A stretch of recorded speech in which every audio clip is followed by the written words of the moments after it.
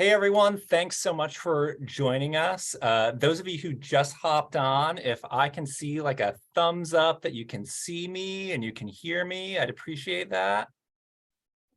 Yeah, all right, looking good. Thanks so much for joining us. I'm Kevin Deckinga. I am the Membership and Development Director here at League of American Bicyclists. I am here broadcasting live from the National Bike Summit in Washington, and this is our glamorous office. So I want to thank all of you for being here. I especially want to thank our friends with Ride with GPS and for SRAM for underwriting Club Day and for underwriting so much of what we do at the League. Thank you. A few notes. Please keep yourself muted. There could be a lot of people on this Zoom call, so I want to keep the noise distraction low. If you can, if you know how, please change your name to include your organization, your pronouns is good, and city or state, because I like to see where you're from. And how this is going to work is you should be looking at my title slide where we have the whole rundown of the next 3 hours. We're going to do this rapid fire. I think Club Day is all about sharing ideas and sharing expertise, and we want to fit as much in as we possibly can because there's so much to talk about. On that note, I want to introduce our first speakers, Jamie Miernik with Spring City Cycling Club and Shequaya Bailey with Pittsburgh Major Taylor Cycling Club. And they are going to discuss building an inclusive club and engaging new audiences. And if we have time, it's only 30 minutes. If we have time, we'll have some Q&A, and feel free to use the chat for that. Without further ado, go ahead, ladies. Hello, welcome everyone. Thank you for attending. And I'll stop my screen share and you can start yours. Good? Okay, I'm not sure. I don't have a slide. Okay. It's fine. Okay, go for it. That's fine. Sorry.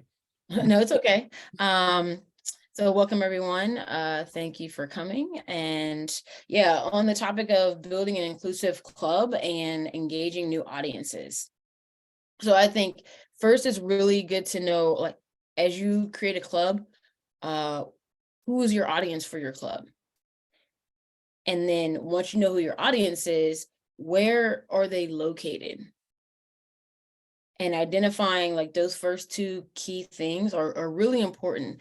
And once you know who your audience and where they're located are, it can really help you identify where you might want to start your rides. Because a very key piece of engaging folks in cycling is to have a start point. And especially if you're a newer club, it's good to have a consistent location that works for you and for people to come meet you. And so for Pittsburgh Major Taylor Cycling Club, as I became a member, the club did a really good job of having about 2 to 3 consistent start points, and depending on the day of the week. So for example, we do a Wednesday ride starting in April all the way until about October, every Wednesday, and that ride always starts at the same time, starts at the same location. And that is the Wednesday ride. That's a good way to create a staple ride that people always know where it's going to start, what the time is going to be. And then they have a sense of like a routine ride, and that's really important. And then if you're going to have like your weekend rides, it's totally fine to change the location.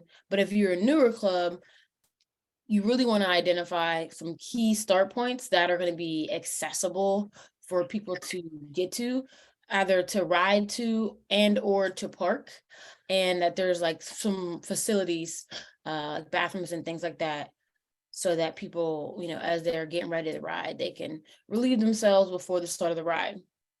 I think that's like really key as far as getting folks started, and consistency, as from things that I've seen as now the president, Major Taylor, and I've also implemented that and starting the slow rolls. So similar to Detroit, Detroit's really popular for their slow rolls. They're like massive, and they get tons of people to come out. But so in mimicking that in Pittsburgh, I really wanted to make sure with our club, we had a lot of people who were with the club for a while and maybe didn't need as much coaching, but wanted to have an entry level point for everyone and a relaxed ride that will always exist, because we noticed as a part of our membership that it was a struggle to actually get some newer ridership.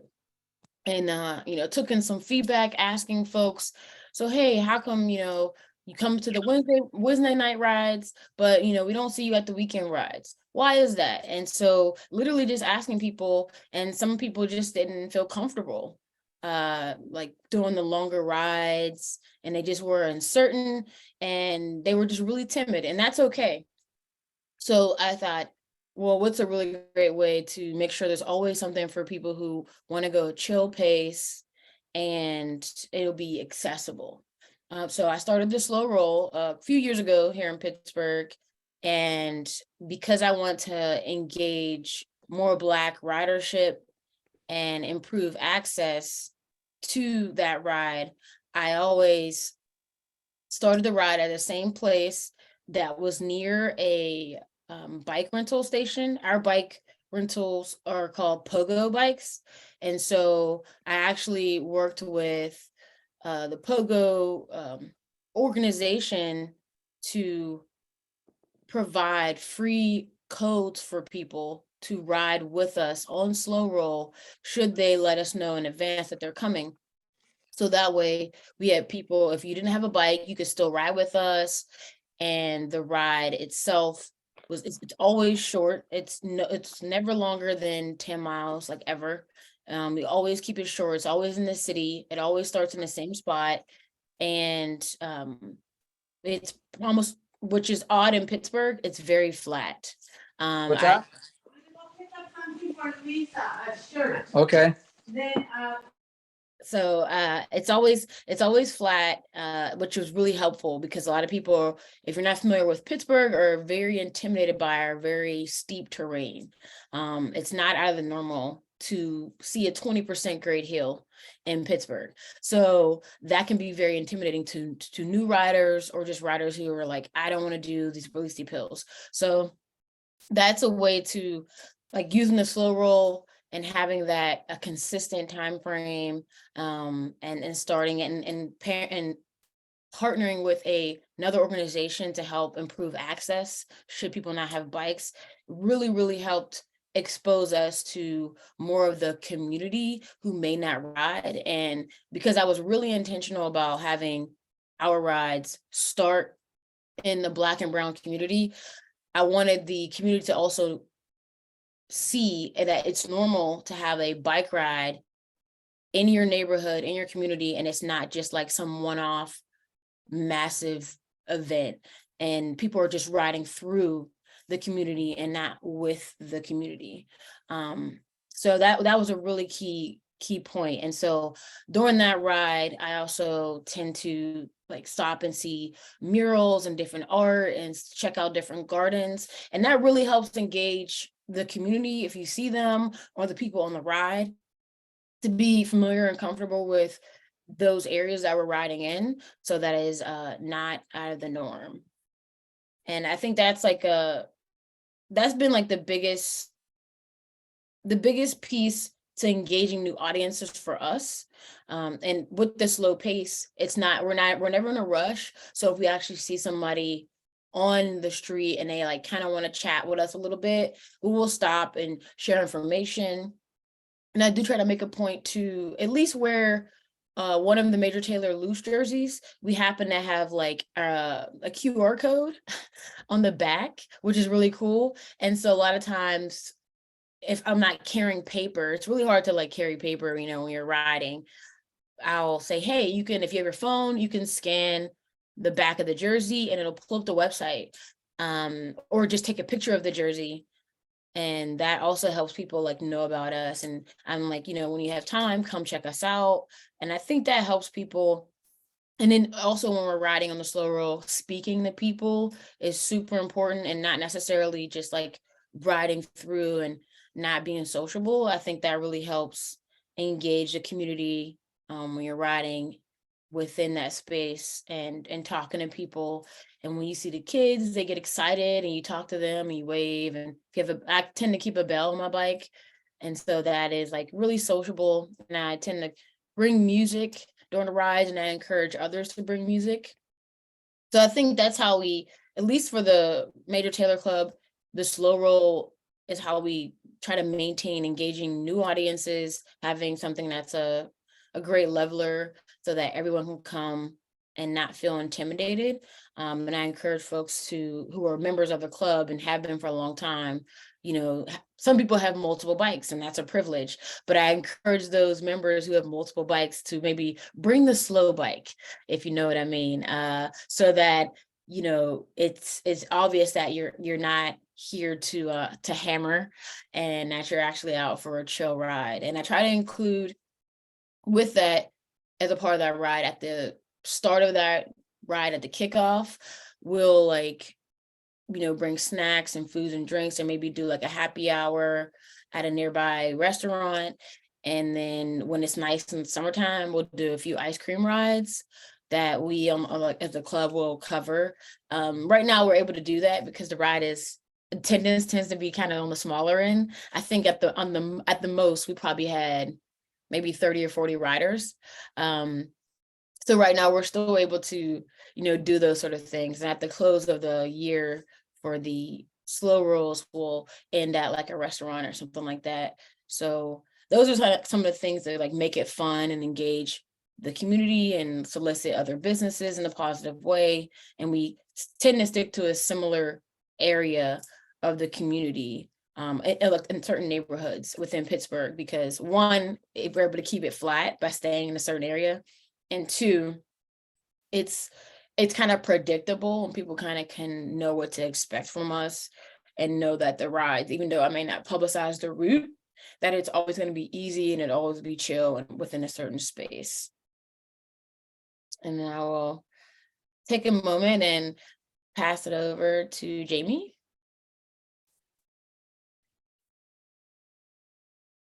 Thanks so much. That was excellent. If we have time at the end of Jamie's before 5:30, we can have questions for you both. But go ahead, Jamie, let me pause my share and let's see if you're able to share.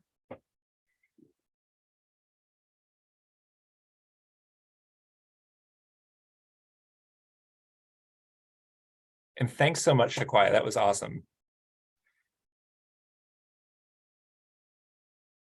We're seeing it, Jamie. Oh, but now I can't hear you.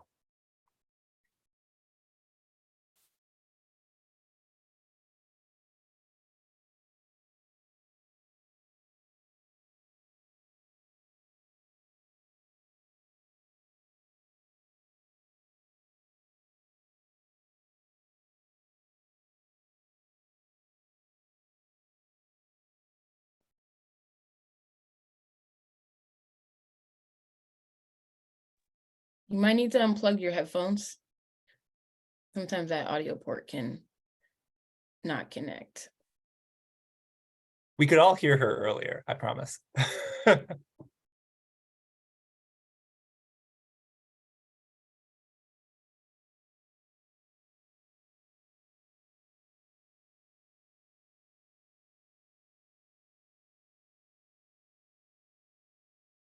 While she's working on that, I can at least chime in on some other things that we do as a club. Yeah, go for it.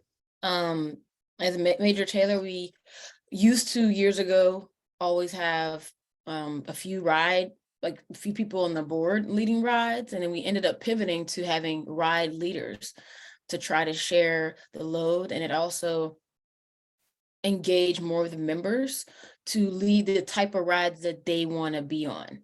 And that was really cool because then you're able to go on rides maybe if you only had 3 ride leaders for the whole club, you kind of get a certain level of repetition.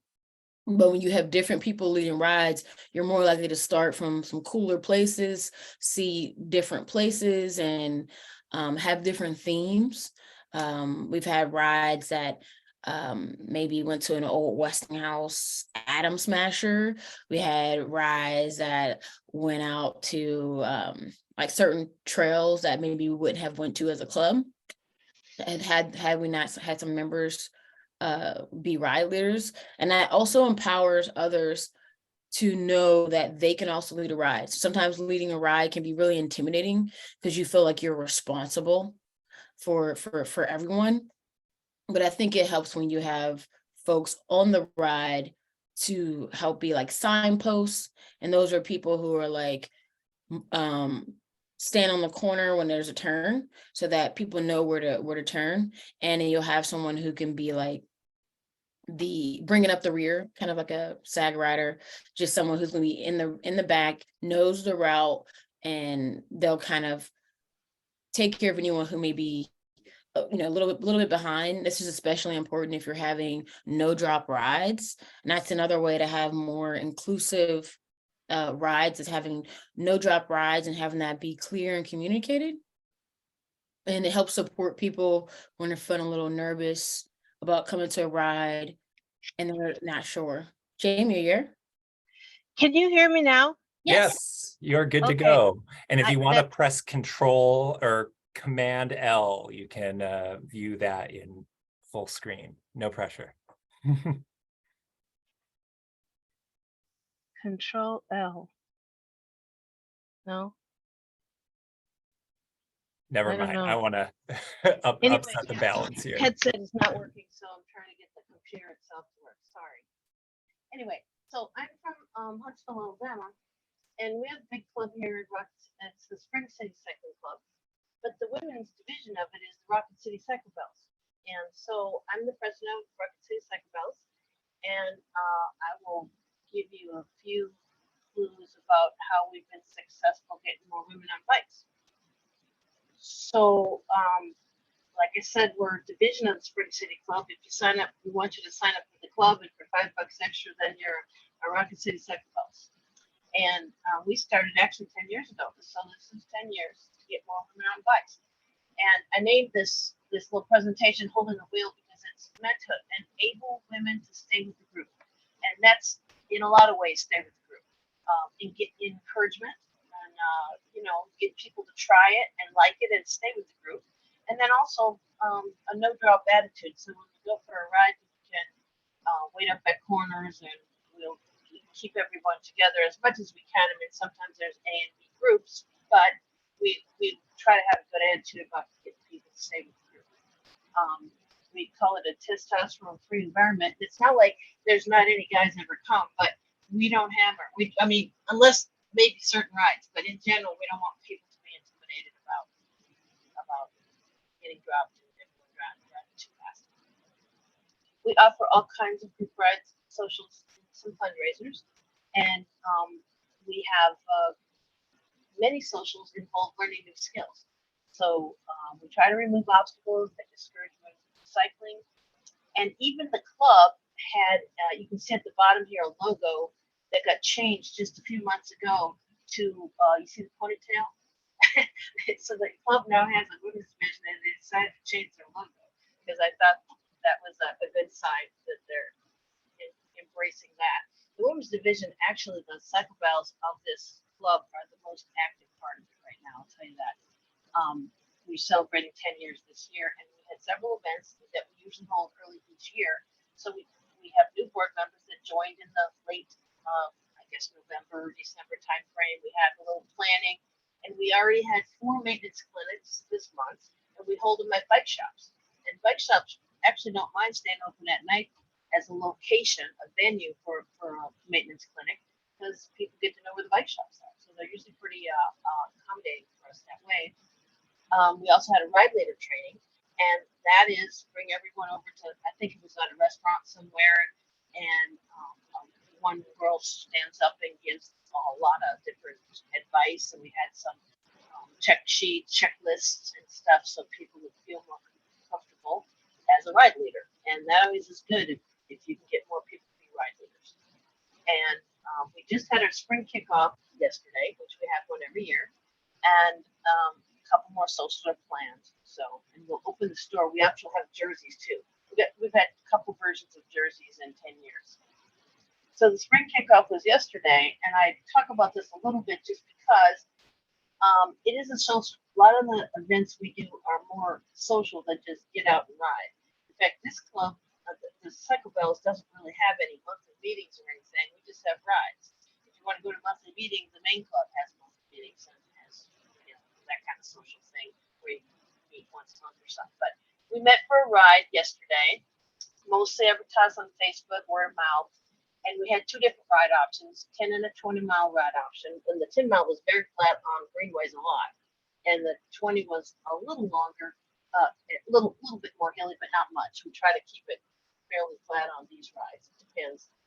We really like to include all styles of participation, all bike types. This is an elliptigo, so she brought this elliptigo out. I don't know what it is exactly, but it's not exactly pedaling. It's an elliptical on a bike, and she went pretty good on it though. And then some people really decorate their bike, put a lot of stuff in the spokes, and then some people are dressed up. Here's our jersey, and she's dressed up like a serious road biker here. But we got all types on our rides.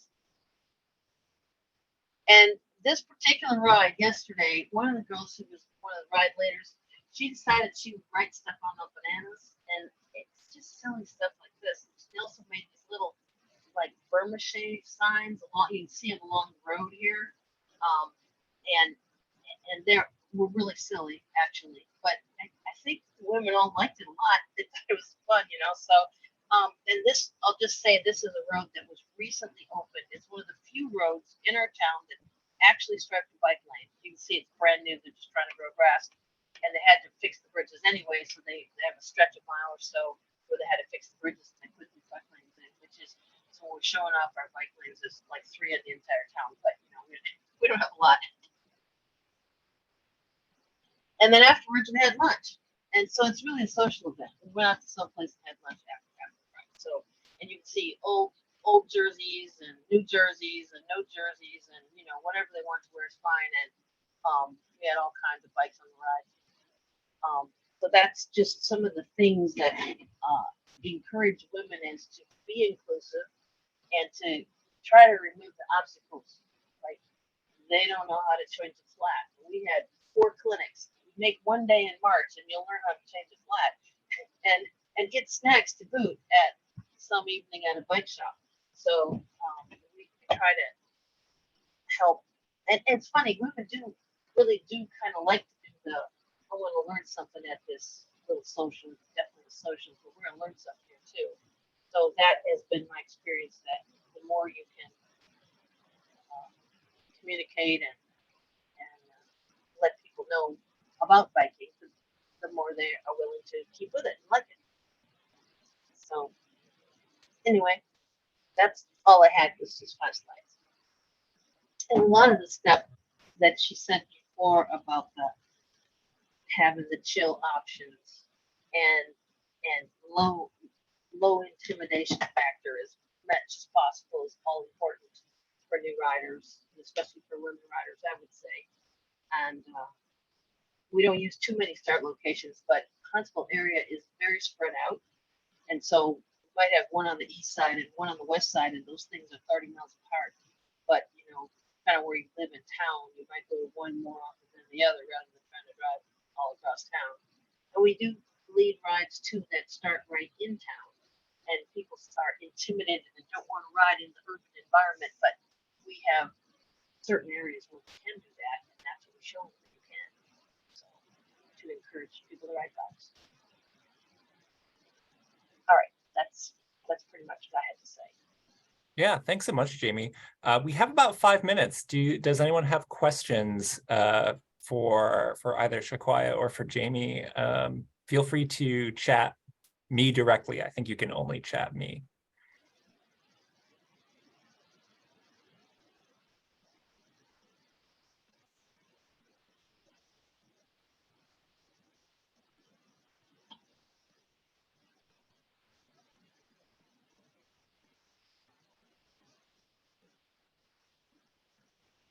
Nothing yet, but Yeah, I want to thank you both for the great work that you're both doing in your communities. It's so inspiring to see how much success that you're having and to see all of this, I mean, real bike joy. You can tell, it's evident. So thank you for all that you're doing. And there was a question that came in about, will we have access to these slides? If the hosts are willing to give us the slides, we'll post them in Whova Okay. for Send it. later. I'll send Okay. it to you. Okay. Oh, Yeah. there is a question. What is the ride leader training involved? Oh, well, we have put together, I want to say it's at least 30 slides of information and a couple of checklists where we've done it through the club and we do it through the cycle build side of the club as well. So it probably gets done twice every year. And a lot of it came from, I would say, things I picked up at previous National Bike Summits on the subject, because sometimes that comes up.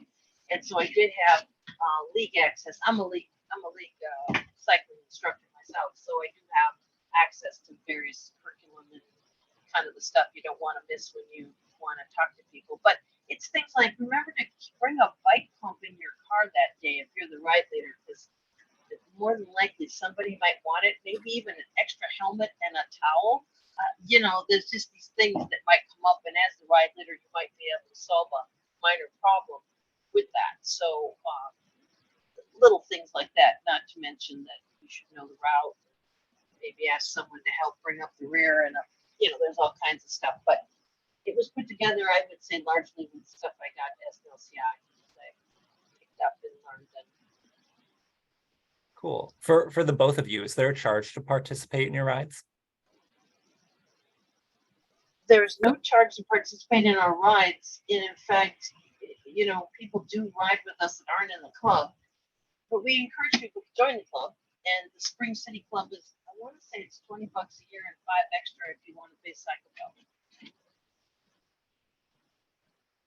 Ours is similar in that, yeah, you do not have to be a member to ride with the club, but if you ride with us for the first time, you will be covered by the insurance, but any subsequent ride following, you will not be covered by the insurance, as well as, you will not get the benefits of like the being a part of our membership. And our membership fee is like $27 to factor in the PayPal fee. It's online. But we do encourage folks to, be a member, because we do like social events. We do a picnic that's catered. We have a holiday party in the winter that's also catered and deeply discounted for members, as well as a mix of other social events that happen over the course of the ride season as well. Great. And Shequaya, how did you identify people interested in leading rides? So we on our membership form, we have a box where people can mark if they want to be a ride leader. And then also when we identify when you ride with people, as they become more comfortable, it's more about having a conversation and encouraging them to even give it a try, and supporting them if they're like, oh, I don't want to lead a ride, I can't do it, or I'm nervous, I'm going to get us lost. And it's really about coaching and supporting people and being there with them on that ride to help them, and like saying, like, because they're the leader, like, hey, you're the leader, you could pick wherever you want to go. And if it's pretty straightforward, that's okay. And I could be there with you. And if they want a route made, I can, help them make it, or I show them how to do it, because we do have a ride with GPS account for the club, where we have a whole host of rides listed there that people can use and reuse. But yes, we have a couple of things that we offer to the club members and support them for that. Yeah. Excellent. All right, I want to keep moving on. I said this would be rapid fire. All right, back to my title slide. Yeah, see my title slide? Good. Thank you, Shequaya. Thank you, Jamie. This was excellent. I want to move on to Dave Mansfield with Tri-County Bicycle Association, talking about creating an excellent club route. And first, I'm going to find Dave, and I'm going to, here we go.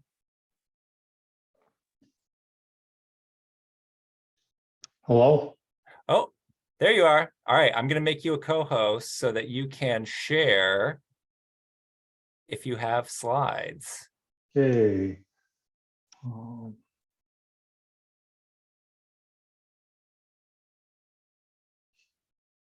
I don't actually have slides, but I'm going to actually share a screen so that I can kind of That show works you. too. I use Ride with GPS to create all my routes. I've used, can you still hear me? Yep, we can see your screen. We can hear you just fine. Okay, I Go right just got a ahead. message that Zoom quit unexpectedly, so. But I've used different.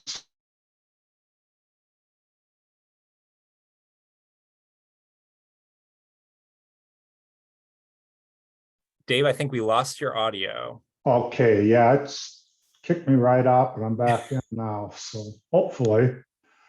Get back to my screen share. But I found Ride with GPS works the best for creating routes, and it's really easy to do, and they keep making it better. It's got some real nice features. You can see things like surface types. So if I start creating a route, okay, you can see where I got a solid red line, and then it switched to a dashed red line, red and white line. That dashed line is a gravel road, so I can see instantly I have gravel road instead of paved, which is a real nice feature. Sometimes you might want gravel, sometimes not. This way you can see. It also has different map types. The map that's up right now is a Ride with GPS map, which uses OpenStreetMap data. And you can also go to a terrain map that kind of gives you an idea of the terrain. And I believe it uses Google data. You can go to satellite view. And you can zoom in and get a better idea of what's going on. You can also go to what they call a hybrid, which is satellite with the map data overlaid on it.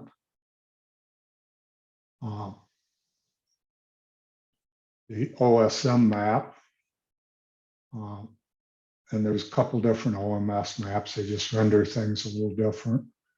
OSM cycle, which gives you a little topo information. You can also turn heat maps on and off, which is real good because, and you can do this on any of the maps, and that lets you see where local people ride, which gives you a good hint of which routes are good to ride. And you can do a global heat map, which is all riders that have recorded rides in the area, or you can go to personal heat map, which right now I'm in the club account. So it's not my personal heat map, it's the club's heat map. Turn global off. So you can get an idea where, where the club has rides.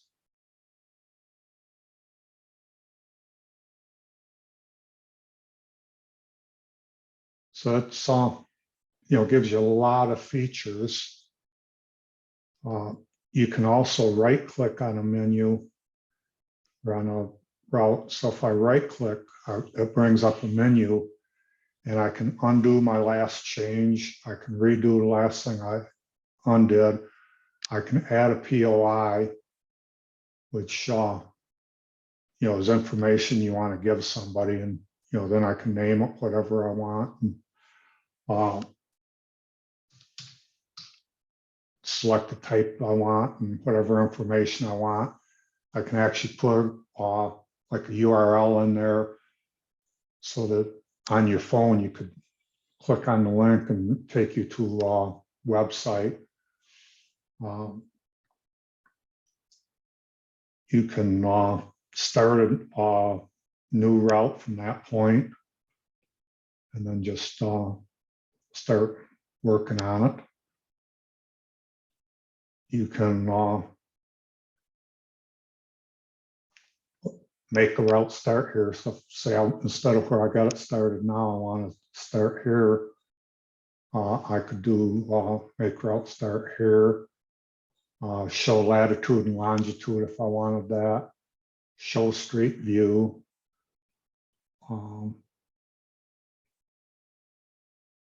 Apparently there's no street view information right there. Let's try it up here a little.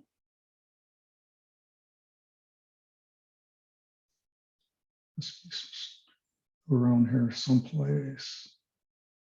There we go. So I can get a better idea of what the road looks like, what's around it.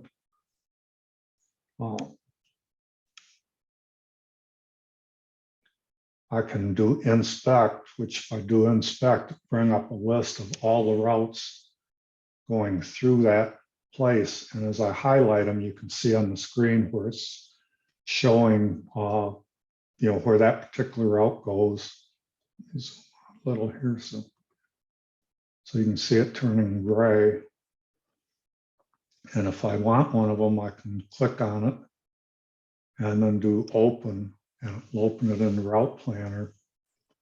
And then I can start modifying it. I can split routes or combine them. So say I could come here and, that route's not editable, which is a good feature to show on club accounts. I can lock a route so that you can't edit it, which keeps people from accidentally editing it and or deleting it. And I could go in and unlock it. But what I like to do, it even keeps myself from making a mistake. If I'm going to make a modified version of this, I'll go to more, copy to my route, and then I'll just name it test route because I'm not going to keep it. Copy to my route and view my copy. And now I can edit it. So I could say come here and do split route, and then say come up there.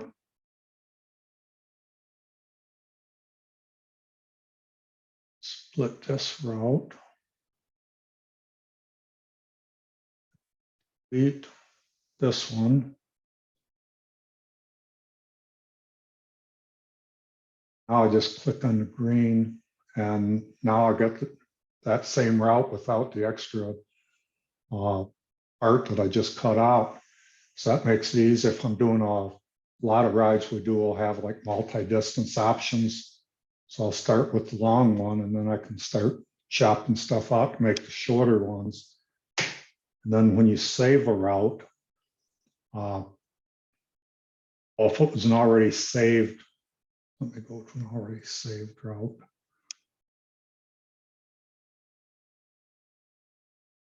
Just going to exit that page.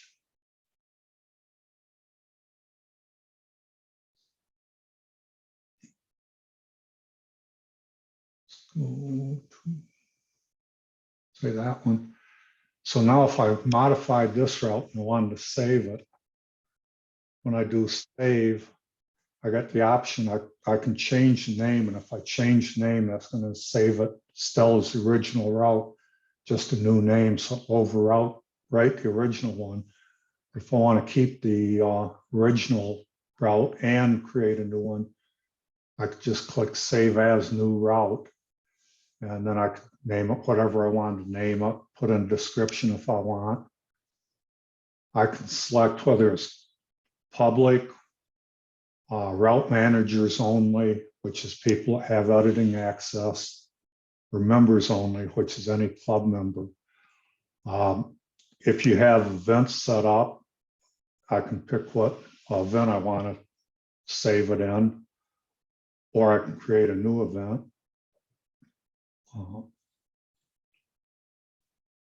Also, do show more options. And if I do that, I can add tags to it. And you can add multiple tags. It makes it easier for you to find your routes later. So I could say this, one of the tags I always do is year. So I could say this is the 2023 version. So if I have versions from different years, is it best for cycling, mountain biking, hiking, running, motorcycle, whatever? Let's see here. On the right-hand side of my screen, you can see over here, I can add the route, which is going to add as I click through it. I could do a drop POI, which is the same thing as I was showing you earlier with POI. I can do control point, which is handy because if I do want to edit a route and say I want to edit a section, but I say I just want to move this part here, but I don't want to move here, I can add a control point. So now, and then I can remove this one and add one here. So now if I drag this, it's only going to change between the two control points. Oops, I must have a control point there. Yeah, I got one there I missed. So now I'll just move that. So it lets you like anchor down sections of route you don't want to change.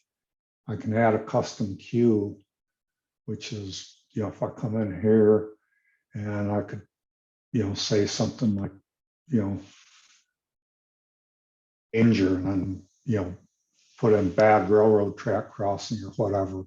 And that queue will come up for riders as they're riding the ride.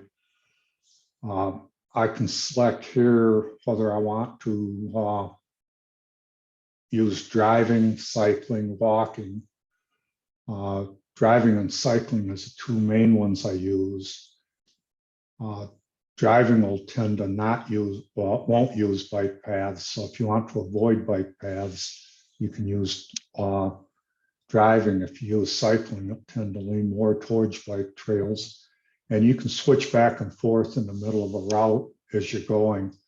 So say you're trying to avoid a bike path, you can put it in driving and put in some points in driving, and then you come to a trail you do want to use, you just switch to cycling and it won't affect anything you've already done. You also have the option of draw a line, which can come in handy if you're trying to do something that's not on a road. Say you're turning into a parking lot that's not on the map, or there's a new road you know about that's not on the map. And if you do draw a line,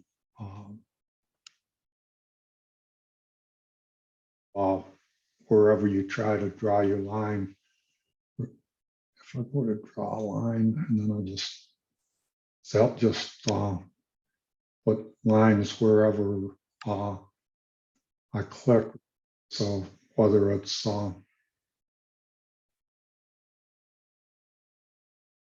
there's no roads there, and see there again, it's a little different color line, so I can see that's a line. So I do have the ability to put routing in that's not on a road or trail. Then down here, you have some route tools, reverse route, which if I click that, it's going to say the route's counterclockwise route. It'll make me a clockwise version. And then it's always a good idea to take a look at it because there might be some minor differences, like say you're using one-way streets. It might move over a street because of not going the wrong way on a one-way street. I have the option of out and back, which is handy if you've got a route that's following the same route back. So if I clear my map here, and then I say I make a route, still on draw line, so switch to follow roads. Say this is the point I wanted to get to, and then I just want to go back the same way I came. I just click out and back, and then it automatically, it just created. So if you look at my cue sheet, let me undo that real quick. So see right now I got a 7.5 mile route. So if I do the out and back, Now I got a 15-mile route, so you can see it just created the route back over the same road, saves me the effort of redoing it. I can trace a route. So say I have a GPS trace, went out with my GPS, or somebody else sent you a ride with the GPS. I can load that and then trace over it to create a map with cues. And when you do trace, you can do auto trace and just let the system do the tracing for you, or you can do a manual trace. And if I do a manual trace, then that just makes a gray line for me, and I can just trace over it on my own. Now I'm on follow road, so it didn't exactly trace it. But if I would have back to the same mode I was in, I could have followed that draw line. But so that's one advantage of manual tracing, is you can kind of control if you don't want it exactly the same. And under selection tools, I can delete a section. So like I can come along the bottom here and select a section of the route. And then if I do delete selection, it'll get rid of it for me. And now you can see I got this part of the route and I got that part with the middle missing. And I'll just go ahead and reconnect those.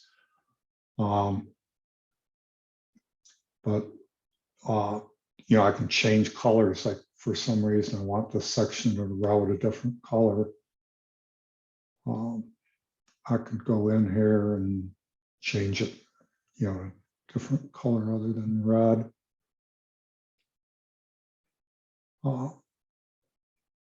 I can crop a section which is basically the same as deleting a section, or actually that's like shortening it. So if I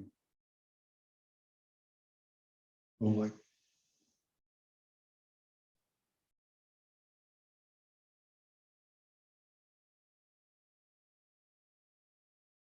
crop, and it cuts it down to what, you know, anything that was just selected. I can also do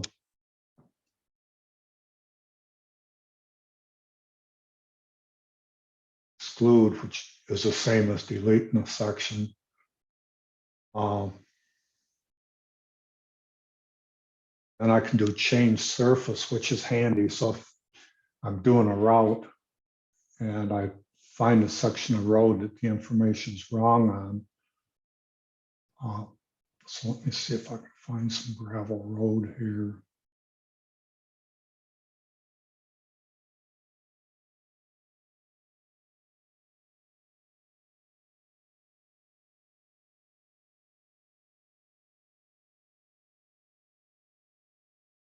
Gravel road. So say I know that section of gravel road is not really gravel, it's paved.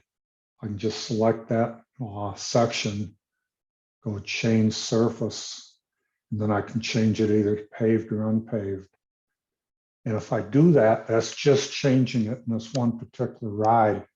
So if I use that section of road again, it's still going to show unpaved. So you have the option, you can go into OpenStreetMap and fix it in OpenStreetMap. And very shortly, the next time Ride with GPS is updated, it will pull that new surface information in. You can also, if you don't work with OpenStreetMap yourself, you can put a note in the OpenStreetMap, and hopefully a local mapper will fix it for you. Ride with GPS has a nice write-up here of you know, how to edit and also how to leave a note. Let me take this address. Hey, Dave, are you willing to field a few questions? Sure. Yeah. I'm So paste this address in, you know, just so if anybody wants to see this write-up and change how to do it in OpenStreetMap, and then go ahead and give me some questions. cool. Yeah, one of the questions was, what is this tool that you're using? This is if you missed at the beginning, this is Ride with GPS, and you can find it at www.ridewithgps.com. And Dave, this is a this is a premium subscription to Ride with GPS that you're using, correct? Yeah, you can create routes in the free version. It's been so many years since I had Yeah. the free version. I tend to forget what, but I have personally a paid subscription. I got 2 levels of paid, and I got the higher priced one, which to me is more than worth it. And they also have club versions, which this is actually a club version I'm working in now. Well, that was my next question. One, ballpark what the premium subscription costs. And then the follow-up question to that is, do club members have access to all of these routes? And is that a membership benefit for being in the club? Yes, it's definitely a benefit to club members. Let me get back to my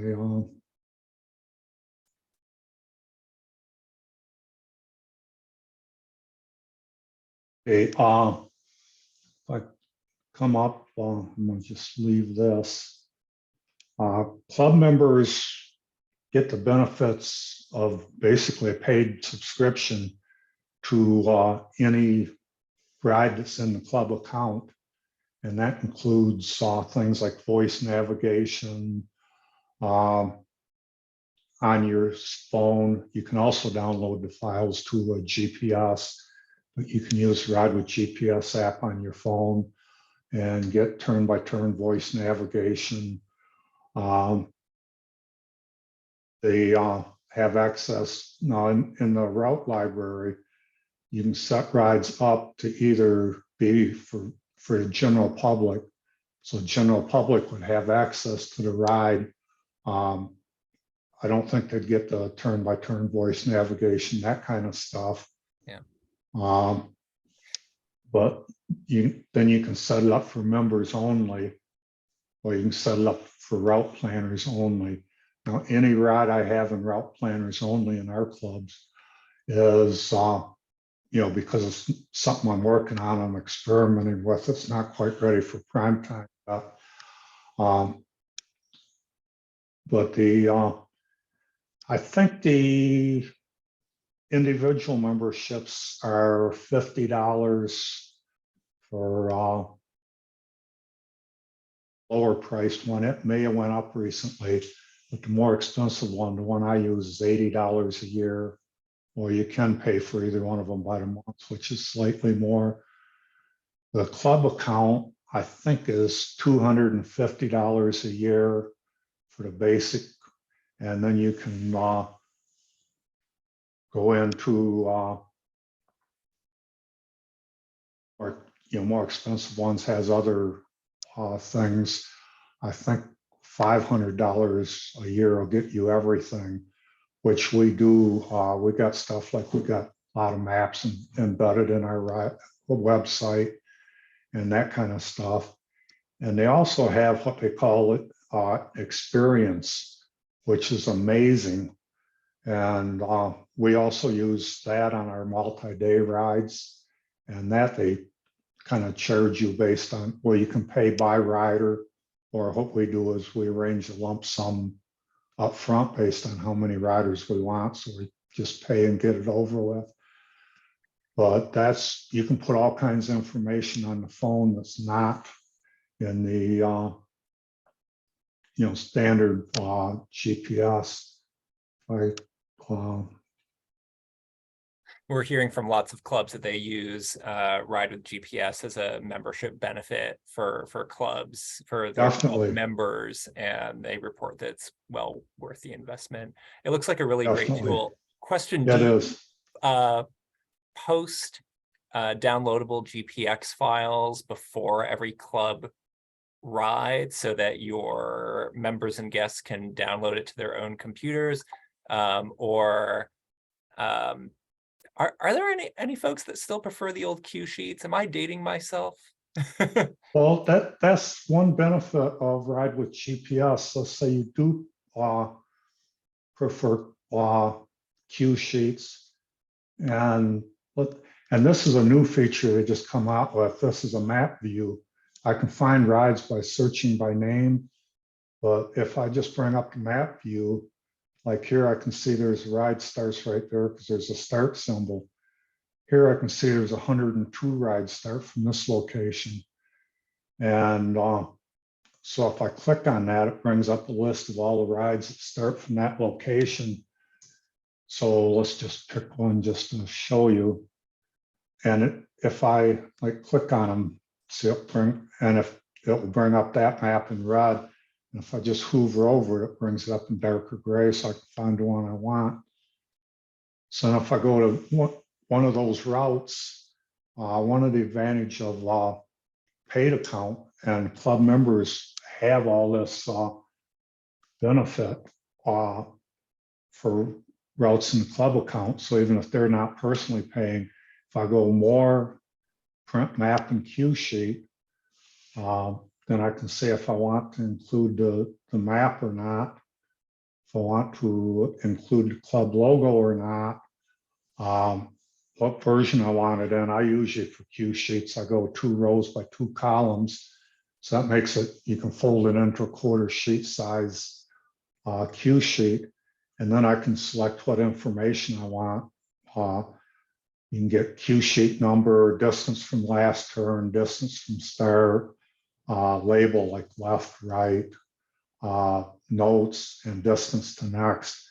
And I always do distance from start, label, notes, and distance to next. So once I have it the way I want it, I just hit submit. And then it's going to think about it. And now can you see a cue sheet on my screen? Yeah, I see that. Okay. I see that.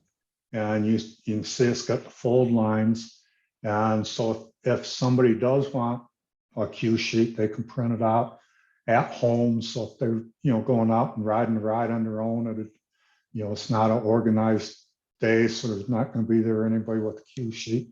And you can also print out a map just as easy. It's a PDF file, so it's easily printable.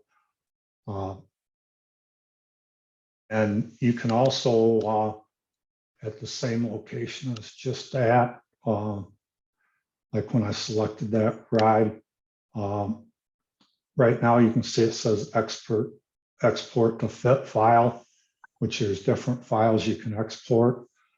So I can go export as file, and then I can select which type of file I want to export to. So I can select the GPX she's asking about. Another thing I can do is if I'm going to use it on my account and on my phone or my GPS or whatever, I can just hit pin, and now it says pinned.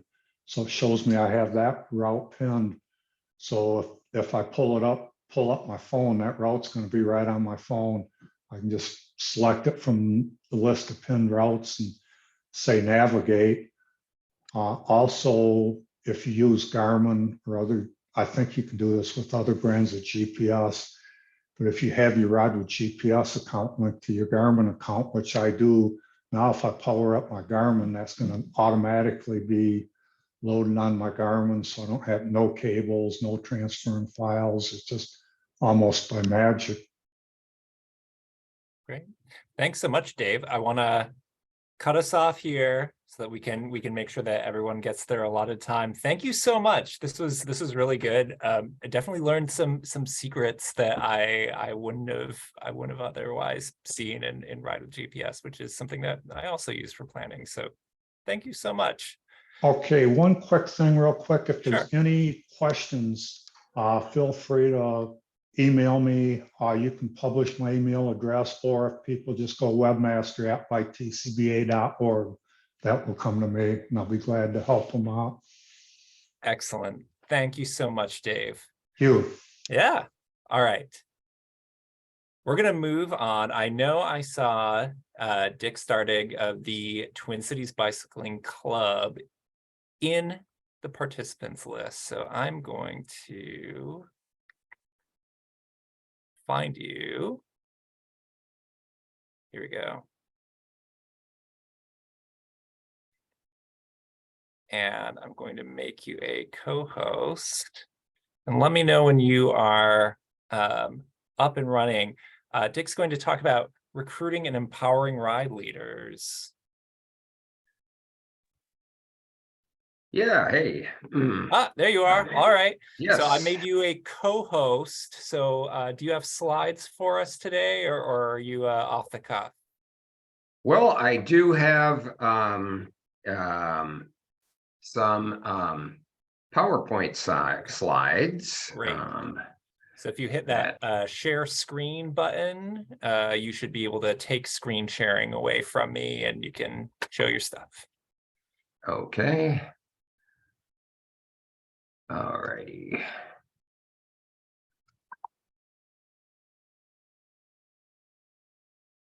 I see host only and all participants. All righty.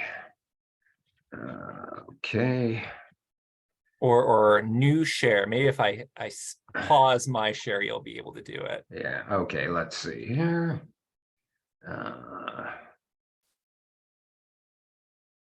Just getting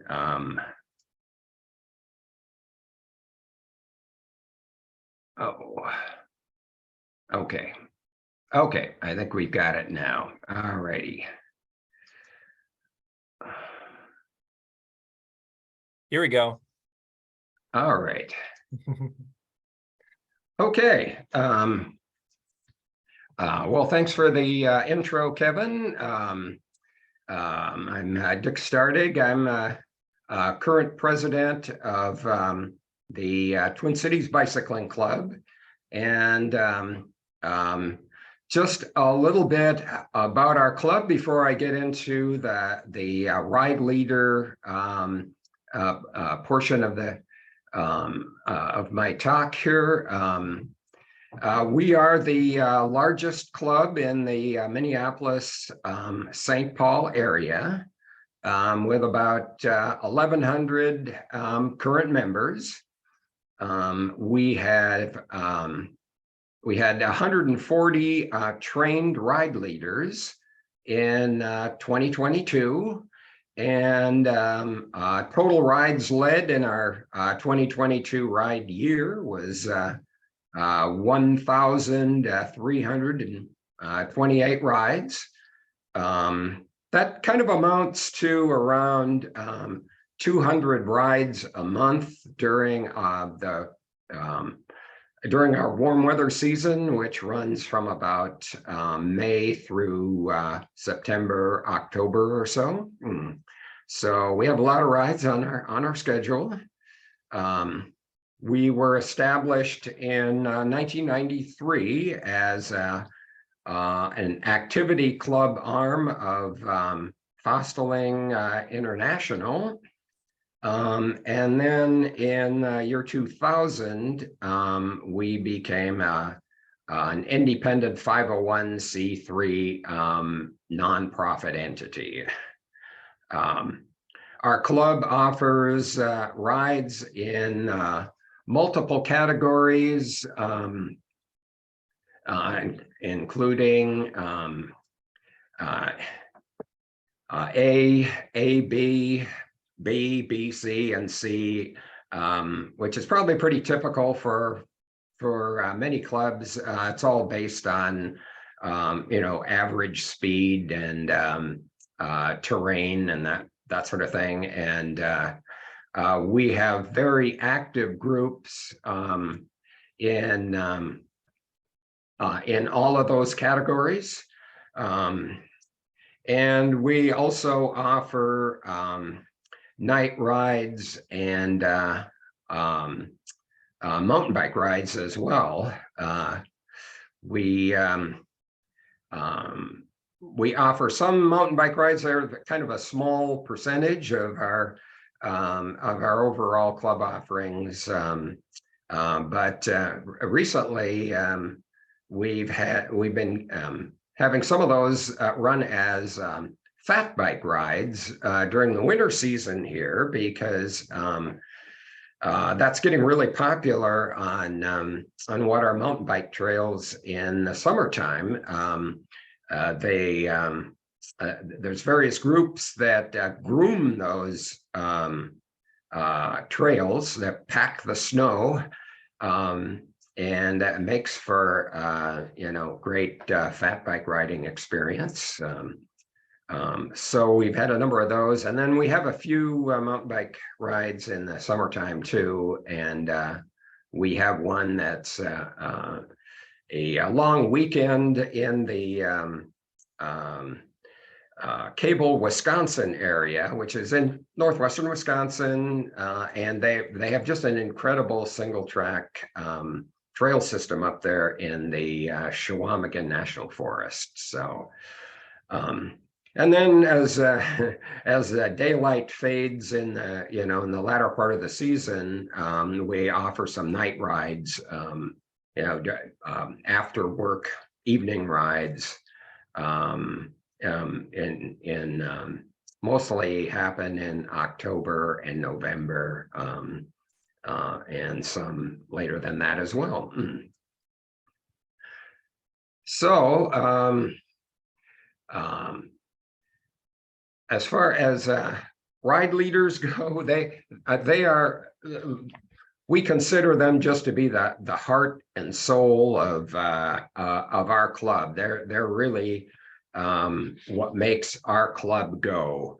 And in order to attract and empower them, we provide them with really comprehensive training, and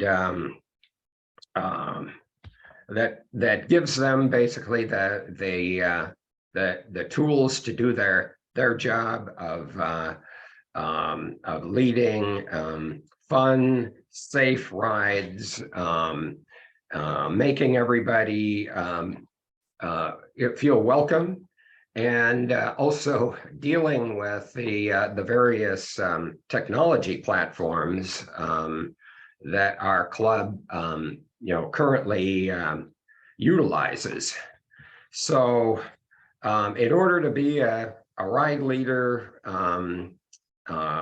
for the Twin Cities Bicycling Club, it's required that you take the new ride leader training course, which is put on by a group of our volunteers that have been doing it now for a number of years, and it's really thorough and comprehensive.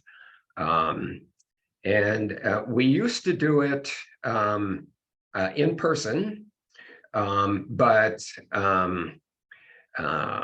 when COVID came along, we started using the Zoom tool much more, and our ride leader trainers found that that using Zoom was actually in a number of ways a more effective way to conduct the ride leader training. Sometimes we have people that winter in other states, and the ride leader training happens before the warm weather season here in Minnesota, so that enables them to participate in all of that as well. So nowadays we have 2 virtual sessions that are 2.5 hours long each, and because our trainers really cover a lot of material, and it all starts with how to design safe ride routes, and a lot of training is around safety, which is a paramount issue for our club, and I'm sure all clubs around the country here as well. So that's a big portion of the training, and we have our ride leaders do a ride briefing at the beginning of any of our club rides. Usually happens, 5 to 10 minutes before the ride start, and we provide them with a ride briefing card, and this is all covered very thoroughly in our new ride leader training. That includes a lot of safety reminders, such as don't ride beyond your ability, too fast for conditions, obey all traffic laws, stop at all red lights and stop signs, reduce speed on bike trails, ride no more than 2 abreast and single file in traffic.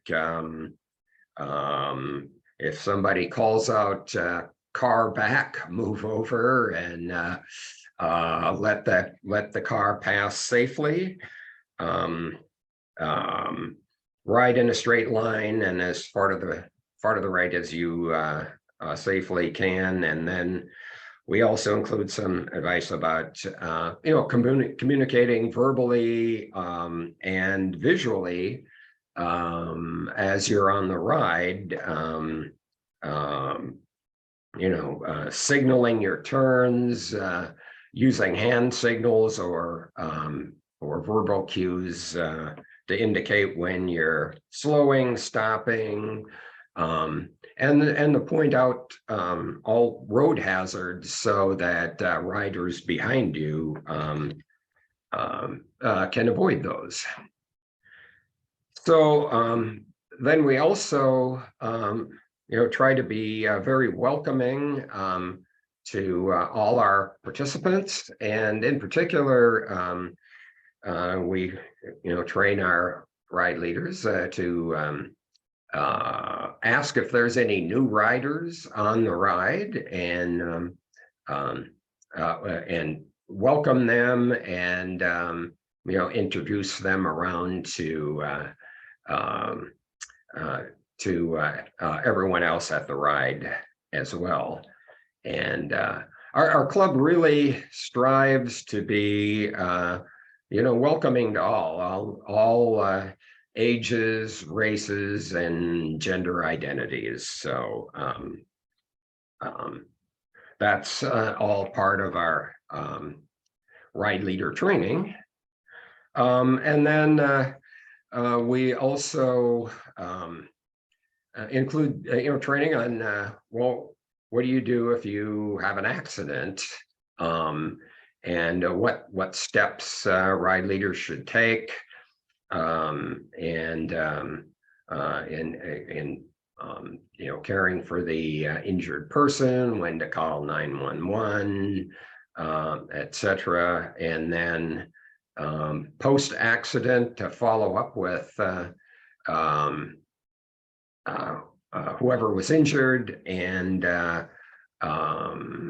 then make arrangements to utilize our insurance that we get through League of American Bicyclists as well. And then further training really revolves around our technology platforms, one of which, of course, is Ride with GPS that we just had a presentation on, and that has become our default mapping software. We have a very good partnership with Ride with GPS, and it's in the years that we've had that with the club, it's been very transformative. But it does require that we train our ride leaders very thoroughly on how to use, how to design Ride with GPS routes, And to that end, not only do we cover that very thoroughly in our new ride leader training, but we have a series of videos available on our club YouTube channel that ride leaders can access for reviewing how to design routes and various tech tips on designing routes with Ride with GPS. And of course, like with most clubs in the old days, we used maps and cue sheets to provide guides to our rides. And then when we incorporated Ride with GPS, that generated a very nice cue sheet that could be a nice hard copy cue sheet that people could use. But you know, as with I'm sure this is the case with all clubs across the country today, the proliferation of GPS devices and the use of you know, people's smartphones for route guidance. Ride with GPS has almost eliminated the need in our club for hard copy maps or cue sheets, because a large majority of our riders currently use GPS devices.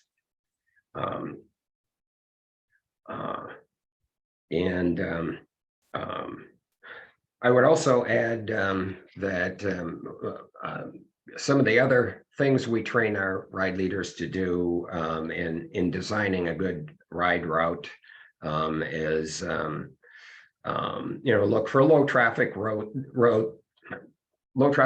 with good bike lanes and shoulders, and indicate rest stop locations, and drive the route a day or two ahead of time to make sure that there's no unexpected construction or other hazards.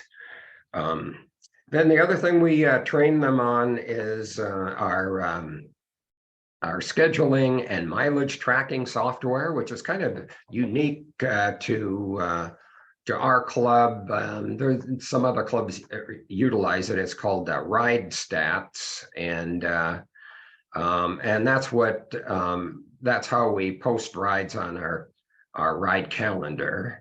Is contained in that software, and that's where the Ride with GPS links go, and the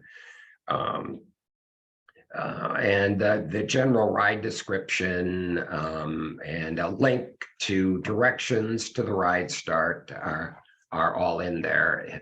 And all of that takes some significant training too for our ride leaders. And again, we have a series of videos on our YouTube channel that our ride leaders can reference to you know, if they need any technology refreshers in that area.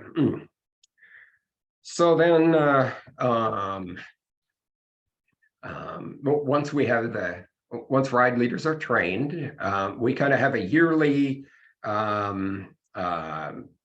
ride leader forum that just updates our ride leaders then on any technology changes which do happen, especially in our Ride Stats platform, or any other changes in policy. And it's a requirement to maintain your ride leader status.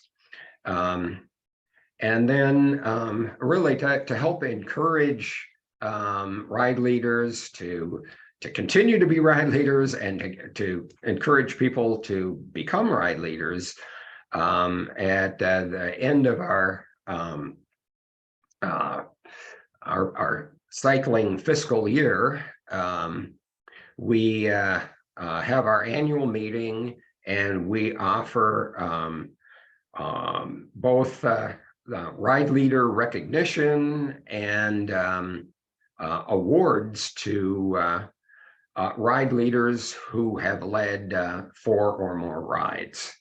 So the ride leader recognition, what we do is we have voting, online voting that happens to pick favorite ride leaders in each of our ride categories, and it's just a nice way of giving recognition to some of our top ride leaders, and then to encourage our ride leaders to lead more rides. We have awards every year to all ride leaders who have led 4 or more rides, and it's usually something along the line of a TCBC logo item, or it might be a gift card to one of our sponsor bike stores, something along that line, in order to encourage our leaders to lead more rides. So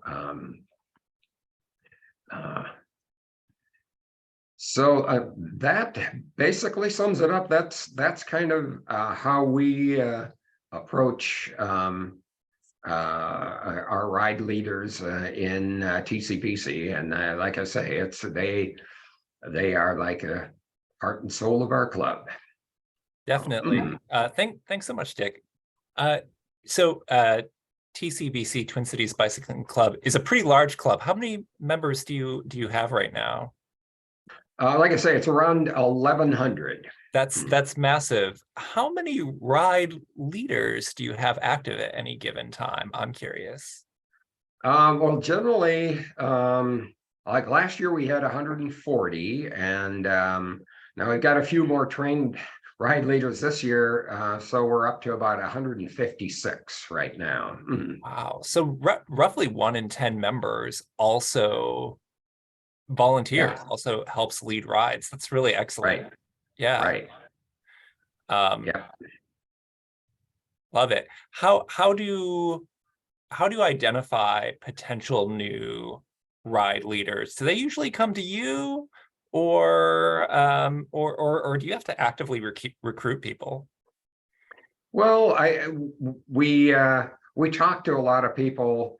Those of us who are on the TCBC board, or they our members, our volunteer members who do the ride leader training, will often encourage other riders that they know are good riders, knowledgeable of local bike routes, and encourage them to become new ride leaders.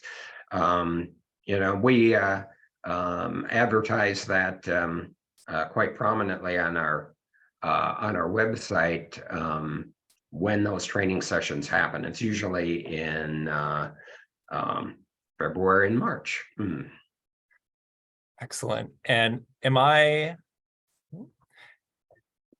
assuming correctly that certain ride leaders specialize in a certain type of ride, and how do those responsibilities typically get divvied up?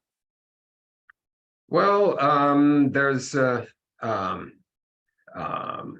mostly it varies by the ride category itself. The A, B, well, they're all categories are pretty popular, but there's ride leaders that specialize in certain ride categories. And it's really just up to the ride leaders themselves as to when they schedule rides, how many rides they schedule, which ride categories they schedule them in. But we have ride leaders very active in every one of our ride categories, especially the basic road ride categories. So it's pretty much whatever kind of ride the ride leader likes to do, then that's what they post. With that many rides and that many leaders, how many rides a week is your club hosting? Well, like I say, in the summer season, May through September or so, we have 200 rides a month or so. So our schedule is very well filled out for every day. It's not untypical to have anywhere from 5 to 7 rides per day, weekends especially. We have a lot of rides during the day, during the week, as well as evening rides for people who are work the traditional 40-hour work week. So we have a very full ride calendar. Yeah, thanks so much. And I love the shout out to Cable, Wisconsin and the Shequaya National Forest. That's my go-to bike packing spot. Hey, don't spoil my secret. Thanks so much, Dick. I'm gonna move it along because our next session is with 2 speakers. So I am going to find both of you in the participant list first.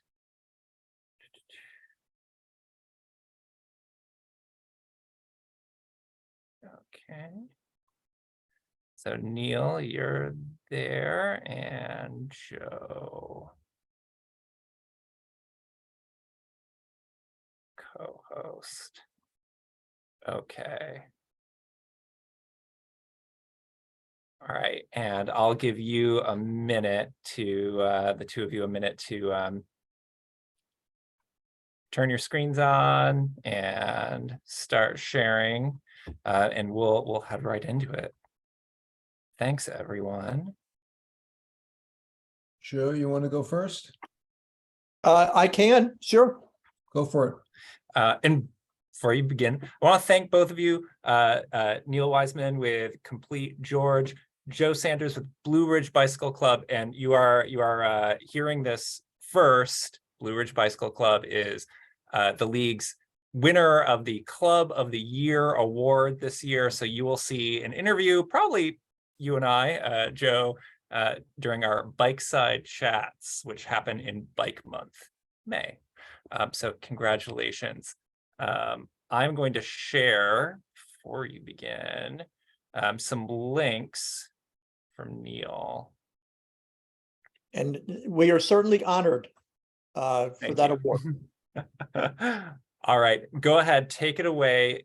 You are a co-host, so you can screen share if you have slides. There you go. Got that? You're in it. Yeah. Okay. You're 1 step ahead of me. Go for it. All right. Well, good evening, everybody. I am Joe Sanders with the Blue Ridge Bicycle Club. We are based in Western North Carolina, mostly Asheville, Hendersonville, Brevard, and then some other surrounding communities. And my topic tonight is I'm going to speak on bicycle advocacy. I need to recognize this young lady, Claudia Nix. Claudia has been a bicycle advocate for 40 plus years. She and her husband, Mike, owners of Liberty Bicycles in Asheville, founded the club in 1974. We are a 501c3 nonprofit. We have a little over 900 members. And this is, again, my subject, advocacy, and we're proud of this one. We have put almost $500,000 back into our communities.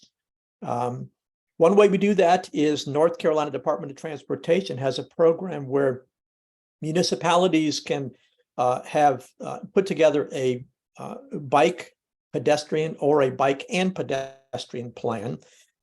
There is some cost sharing. And in those cases, in our communities, we've paid for at least half of that match in order to make sure that these communities have some skin in the game. I'm probably going to be preaching to the choir or to some of you with this subject, but please bear with me as I intend to shed what I found really some new light on this subject. There are 4 types of cyclists, and I'm using the study that was done by Roger Geller in Portland.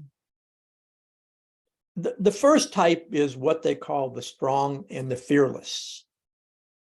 These are the riders that will ride, with limited or even no bicycle structure at all. I like to say that if you let them, they'd ride down an interstate. But this segment of the population is only about 1% of the population. Now, there are other studies, as I said, and these numbers, this percentages will change depending upon where the audience was surveyed. And it tends to be higher in bike-friendly locales. The other type, or another type, is what's called the enthused and confident. These are the folks that will ride if there is some bicycle infrastructure, and they represent about 7% of the population. Another type is no way or no how are they going to get on a bicycle. They're completely unwilling, and they represent about 33% of the population. So that leaves us with 60% of the population that are interested but concerned. Okay, and this is where I believe as bike advocates, we really need to put our efforts. If it was safe, if there was a safe infrastructure, these people would ride. And they represent about 60% of the population. But I hope if you take nothing away from my presentation, you take away these next 2 points. These are the folks that don't advocate for better biking. But even worse, they tend to support spending on a car infrastructure. Because they don't feel safe, they're not advocating for traffic calming, for speed reductions, or constraints on parking. So these are really the people we need to bring into the bicycling community. Okay, I'm going to switch gears a little bit and tell you how we are doing this in Western North Carolina. And I'm going to use the town of Laurel Park as my example. Laurel Park is a favorite place for a cyclist to ride for a number of reasons. One, it's very scenic. It's quite historic. There are fairly calm roads, but it is very hilly from the bottom to the top, about 200 feet of climbing per mile. And although we've put almost $500,000 in advocacy efforts since 2004, we can't seem to move the needle to get more people to ride. And I'm sure that other clubs are experiencing that too. So we've been focused on small communities. And in this case, we're working with them to not only develop their bike plan, but also some brochures that they can pass out to people. I believe it's time that we give back to these communities and help them see what we enjoy and hopefully bring them along. My daughter's also a bike advocate, and she taught me this phrase, a micro-adventure. A micro-adventure is an espresso shot of fun, as opposed to a week-long biking adventure or a week-long camping adventure. In this case, it's a short ride. It's family-friendly. There's minimal climbing. historic, and ideally a post-ride socializing so that people can express how they felt and we can share that joy. Thanks, Dave Mansfield, for teeing me up with Ride with GPS, but I'm going to build a little bit on what he spoke of and how we are using it to really promote our advocacy program. I'm going to start with what we're going to call the family-friendly ride. It's less than 2.5 miles. There's only 163 feet of climbing. It's through a park or on very calm roads. This route takes in 5 historic sites. And then there's not only the historic site destinations, but there's also a great coffee shop.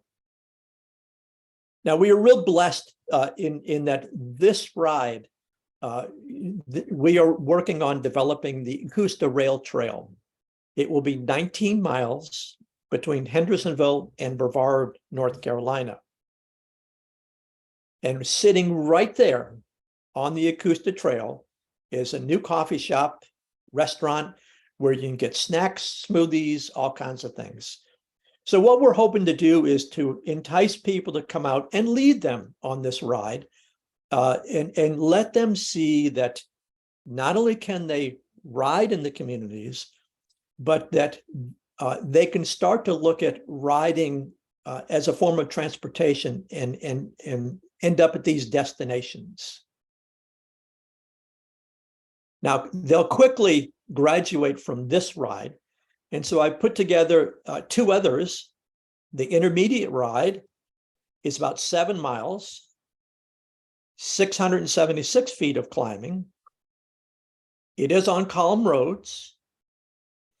It takes in 11 historic sites. And these are just a couple of pictures of the different historic sites.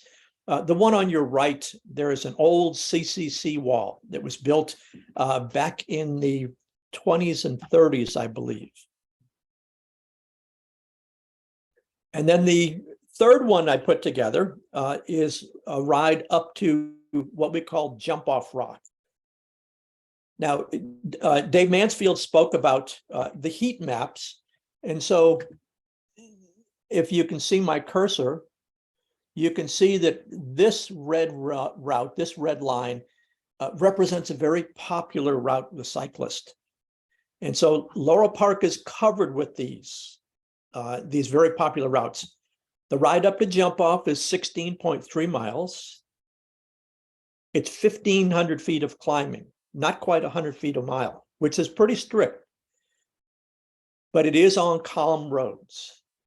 And so GPS, Ride with GPS has made it very easy to put these routes together, especially with the heat map. But again, as people become more comfortable, their riding opportunities expand. In fact, this ride is very popular with people that work in Hendersonville. Hendersonville is a neighboring community because they can be up and back in an hour.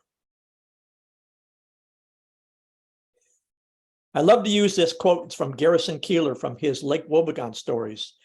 He said, "Put the hay down where the goats can get it." And in our case, and when I say our case, I'm talking about we cyclists, that we really all should be advocates. We need to help create a safe and fun adventure so people can feel safe and want to ride. And once we do that, we can then pull them into our advocacy ranks. With that, I'll open it up for questions if that's okay with you, Kevin.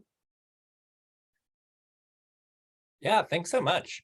Let's see here. Why don't we, I'll give you a second to think about it a little bit while Neil goes, and at the end we can have a Q&A for both of you. So Neil, do you want to go ahead and share your screen? There you go. All right. Awesome. Thanks so much. Go right. No, thank you all. So I'm Neile Weisman, and I head up the Complete George. It's a bike advocacy based in New York City, with a focus on recreational cycling. I'm also a past president and current public relations director for New York Cycle Club. So I'm going to touch on 5 campaigns, which I think are particular to urban recreational cyclists. The first campaign has to do with, okay, if you're in New York City, you're on very congested roads with a lot of traffic. One of the few things that you have is the 6-mile park drive in Central Park. And hold on a second here. I got to get back to my script here. Okay, now I got it. And the thing is, the cycle clubs in the city use this for meeting points. They use it for sort of casual, early morning training laps in the park. And the race clubs use it for races in early morning, with sanctioned marshals, sanctioned races. The issue is that in 2014, there were 2 pedestrians that were killed during that summer. And there was a lot of talk well, maybe we should really clamp down. There are 47 stoplights on that 6-mile drive, and they were thinking that maybe we should make the cyclists stop for all of them. Maybe we should put down a 15-mile-per-hour speed limit. So what we did was we put together a group of 20 of the most prominent cycling organizations, training, racing, and we came up with a Central Park protocol, which essentially just said, we're valorizing pedestrian safety. The principal element of this is that we agreed to limit training rides to no later than 8 o'clock in the morning. And when COVID hit, they were saying, Neil, it's getting too crowded. You have to limit it to 7 a.m. So basically we said, yep, we want us to jump. This is how high. I think I have to admit somebody, so I'm doing that now. The next but the idea is maintaining good relations is critical. And the second campaign, I'm going to go back to the other screen, is regional railroads. So in New York City, you have, you have it's fairly congested, certainly in Manhattan. But if you can get on the trains, Metro North, Long Island Railroad, New Jersey Transit, you've got, 70 to 100 miles in each direction that you can use for starts and finishes. The problem is that regional rails aren't necessarily bike friendly. So this has been, multiple campaigns with each railroad, getting them to expand capacity. So in other words, so that we can put 20, 30, 40 members on a train to support, day trips, ride training series, and weekends. So in other words, this is our weekend in Southampton. We do another one in New Paltz. And, so we will schedule, we will build rides, we will design rides based on the capacity that we get. But this is a constant hand-holding. We have 3 separate liaisons with each one of the railroads. This is a constant massage, but this is critical if the club's going to put on the rides we want to do. Third issue, and now I'm going to move over to Complete George, which is the first one is an advocacy to get a proper bikeway across the George Washington Bridge. The Port Authority is in the midst of an 8-year, $2 billion construction program to restore the George. And the George is the sole bikeable crossing for 10 million people of New York City and North Jersey. They just finished the North Path. They've made nice repairs to the entrances, but the main path is still only 7 foot wide between the cables. So the ask right now on the South Path, which is coming up, we're asking the New York State governor and legislature for $60 million to put a bikeway along the South Path. And so this is the catwalk that the workers are using. So the ask is, spend $60 million to put a bikeway under the existing pedestrian path. Now, because we're asking the New York State legislature to do this, we're aligning it with the New York State Climate Leadership and Community Protection Act and the Environmental Bond Act. And these are 5 categories that are, that are relevant. And each one of these is a link to how the GWB supports those goals. Here are a couple of news of blogs and op-eds. And I'm also, again, this is to be national standard. So any urban area where you're doing advocacy on a bridge, this whole section are really good links for it. Fourth campaign is we're undertaking the Idaho Stop Bill to pass it in New York. In 2020, we took it on when there was only, one sponsor in the Assembly and one sponsor in the House. Today, there are 40 bike groups. Let's get to that. Today, there are a dozen sponsors in the Assembly and 10 sponsors in the Senate. And there are 40 bike groups across the state that are in support. And we're taking sort of, I would say, a low, we're taking a quiet, sort of a below the radar approach to this, because it can be a touchy issue, particularly in New York City, where you have delivery workers and, city bike, and it's, the streets are, it's kind of tense with pedestrians and cyclists right now, particularly in really congested areas. So I'm positioning this as a bike safety bill, which is that in 2019, there were 27 cyclists killed on city streets, more than half by commercial vehicles. So we're positioning this saying, if cyclists can cross the intersection before the light turns green, they're going to get out of the vehicle driver's blind spots. And this will save lives. It will let them, if the bike lane is blocked by a commercial vehicle, they can get around the obstruction before the light turns green. And we're also saying that this will, if you have your stop, you have all of these roads that are governed by stop signs, this will make it easier for planners to plot extended bikeways along secondary roads if the cyclists don't have to stop every 2 blocks. And we're also saying this is going to save pedestrian lives, because if you make it easier for people to bike, you'll reduce the car trips. And statistically, cars kill pedestrians, bicyclists do not, or it's so rare that it's a rounding error. We also have in 2022, the National Highway Traffic Safety Administration found that stop as yield laws in the states where they were evaluated actually enhance cyclist safety. So that's very important in persuading legislators. We're packaging the Idaho Stop Bill with a bunch of other budget and legislative priorities. And we're actually getting we got it through the Assembly Transportation Committee, which was considered very hard to do. And we got good Republican support. I'm pushing the bike tourism angle. And they're, it's like the Republican members, they like the idea that people are coming into their districts and, and supporting their local food stops. So, and the last proposal that I'm going to put to you, and maybe spend some more time with, is the Grayways proposal, calling on New York City Departments of Transportation, Parks and Recreation to designate 500 miles of recreational bikeways connecting city parks. So this map here is actually 27 or 23 distinct bike routes. And if I click the link, if I click the link, we should have, yeah, there it is. We have, again, Ride with GPS to the rescue. This is their tourism package. We found that when so if I go to one link, view route.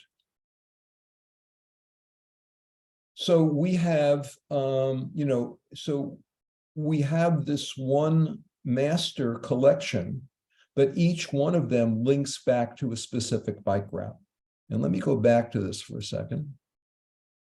So again, what you're looking at is actually 600 miles of recreational bike routes.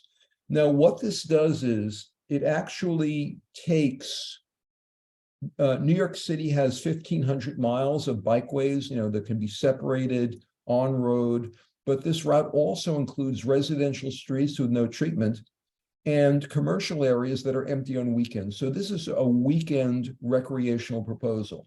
This is not a protected bikeway commuting proposal. It won't hold up for that. The constituency are some 900,000 adult cyclists that are biking now, so they'd be the immediate beneficiaries of it.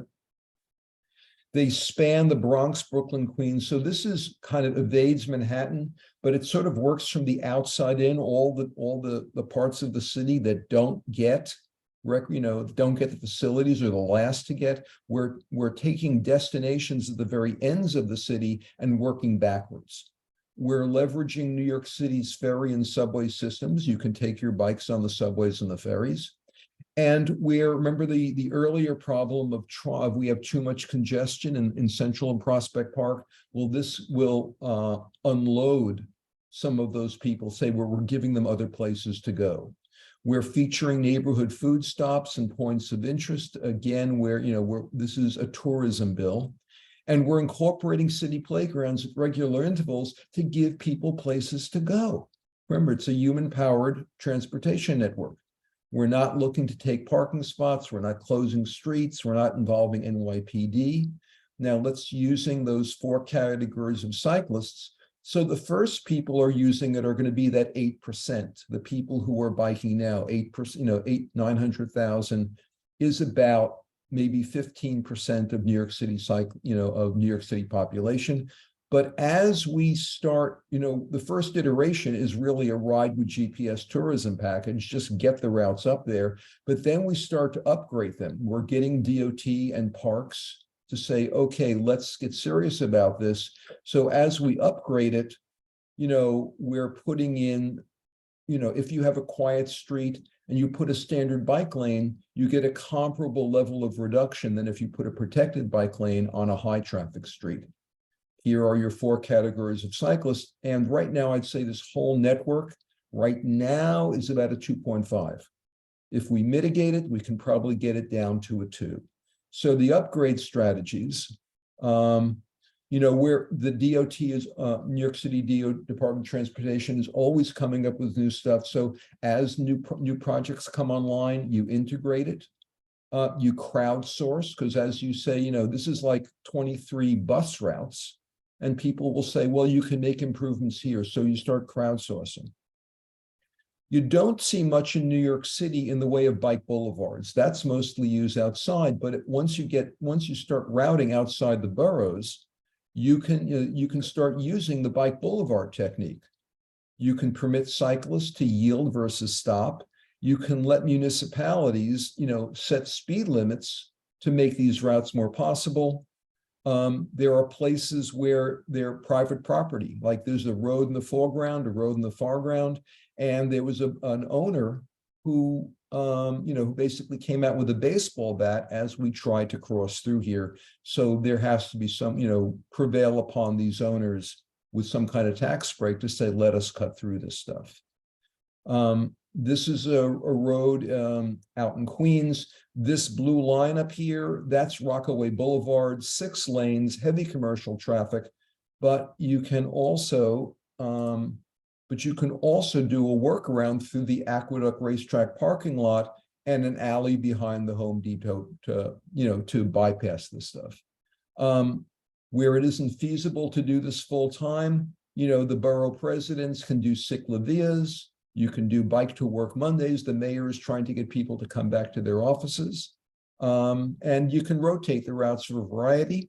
And we include business improvement districts, local merchants. We have the parks and recreation commit to keeping playground, the restrooms open. So this becomes a viable network. Incorporate e-bike charging stations, incorporate organized residents, bike to work. We're using all sorts of urban, suburban, rural, scenic roads, extended roads as models for this. And again, the 5 categories extending, we're showcasing parks, extending access to green space. We're benefiting underserved communities, building the rationale to expand bridges across the city, developing local economies, positive effect on climate change, resilient infrastructure. And now we go to the routes, which I'm not going to go through. And I think the only one more thing I'm just going to highlight is just going back to the top of it. This bill takes the form of a New York City Council resolution. I've had discussions with about a dozen city council members, And right now I'm waiting for the first sponsor to try to rally the bike groups in support. So I think we've got 5 minutes, Kevin, and I think I'll hand it back to you.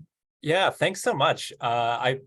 This is really excellent. I appreciate the different forms of advocacy both your clubs are taking. I mean, yours is clearly more political advocacy, and Blue Ridge is more like community development and philanthropy, right? Advocacy can take all forms. Absolutely. Yeah. I liked seeing the heat map of Central Park. Yeah, it doesn't like get any hotter than that. But yeah, thanks. We do have one question, Neil. Talk to me about the term grayways. Why was that term chosen? That's not one that I'm immediately familiar with. I chose it because I was trying to figure out, I needed to give this thing a name. It's not greenways because we're routing on city streets. And then I kind of Googled it and I was saying, really, no one's using the term grayways. So I quickly, got a link, and it describes, because these are this came about during COVID when no one wanted to get on a train. So I'm thinking, what can I do inside of New York City? So these are all recreational bike routes. And I just figured, I think it's apt. It describes what it is. Yeah. In New York City, there's so many dedicated bike advocacy groups. New York, like Bike New York, Transportation Alternatives.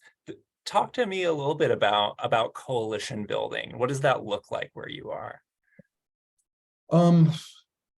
There's a lot of coalition building in terms of let's say commuting cycling, in terms of building building coalitions for commuting. There's actually a lot of that. There's not so much of that in recreational cycling. I think we're starting to see that, because right now I think Central and Prospect Park are under threat. And I think the recreational clubs and the racing clubs are start thinking we better organize if we're going to maintain access to these facilities. Absolutely. That's fascinating. Yeah, you're absolutely right. Yeah. Let's see here. If anyone has questions, we are at 2 minutes too, and look at us, we're staying on time. So good. All right. Thank you both. We're going to move along. Welcome. So we've got 2 speakers for the next one. Thank you, Joe. Thank you, Neil. I appreciate you both being here. This was excellent. We're going to move on to planning and promoting your ride portfolio with Marc Walter of Central Indiana Bicycling Association and Dan Girouad, hope I get that right, of Cycling Virginia. And I'm going to find you both, hopefully you're here, in our attendee list. Oh, there's Dan. Okay.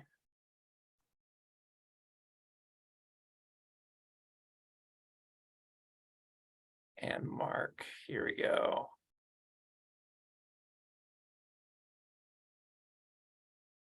All right.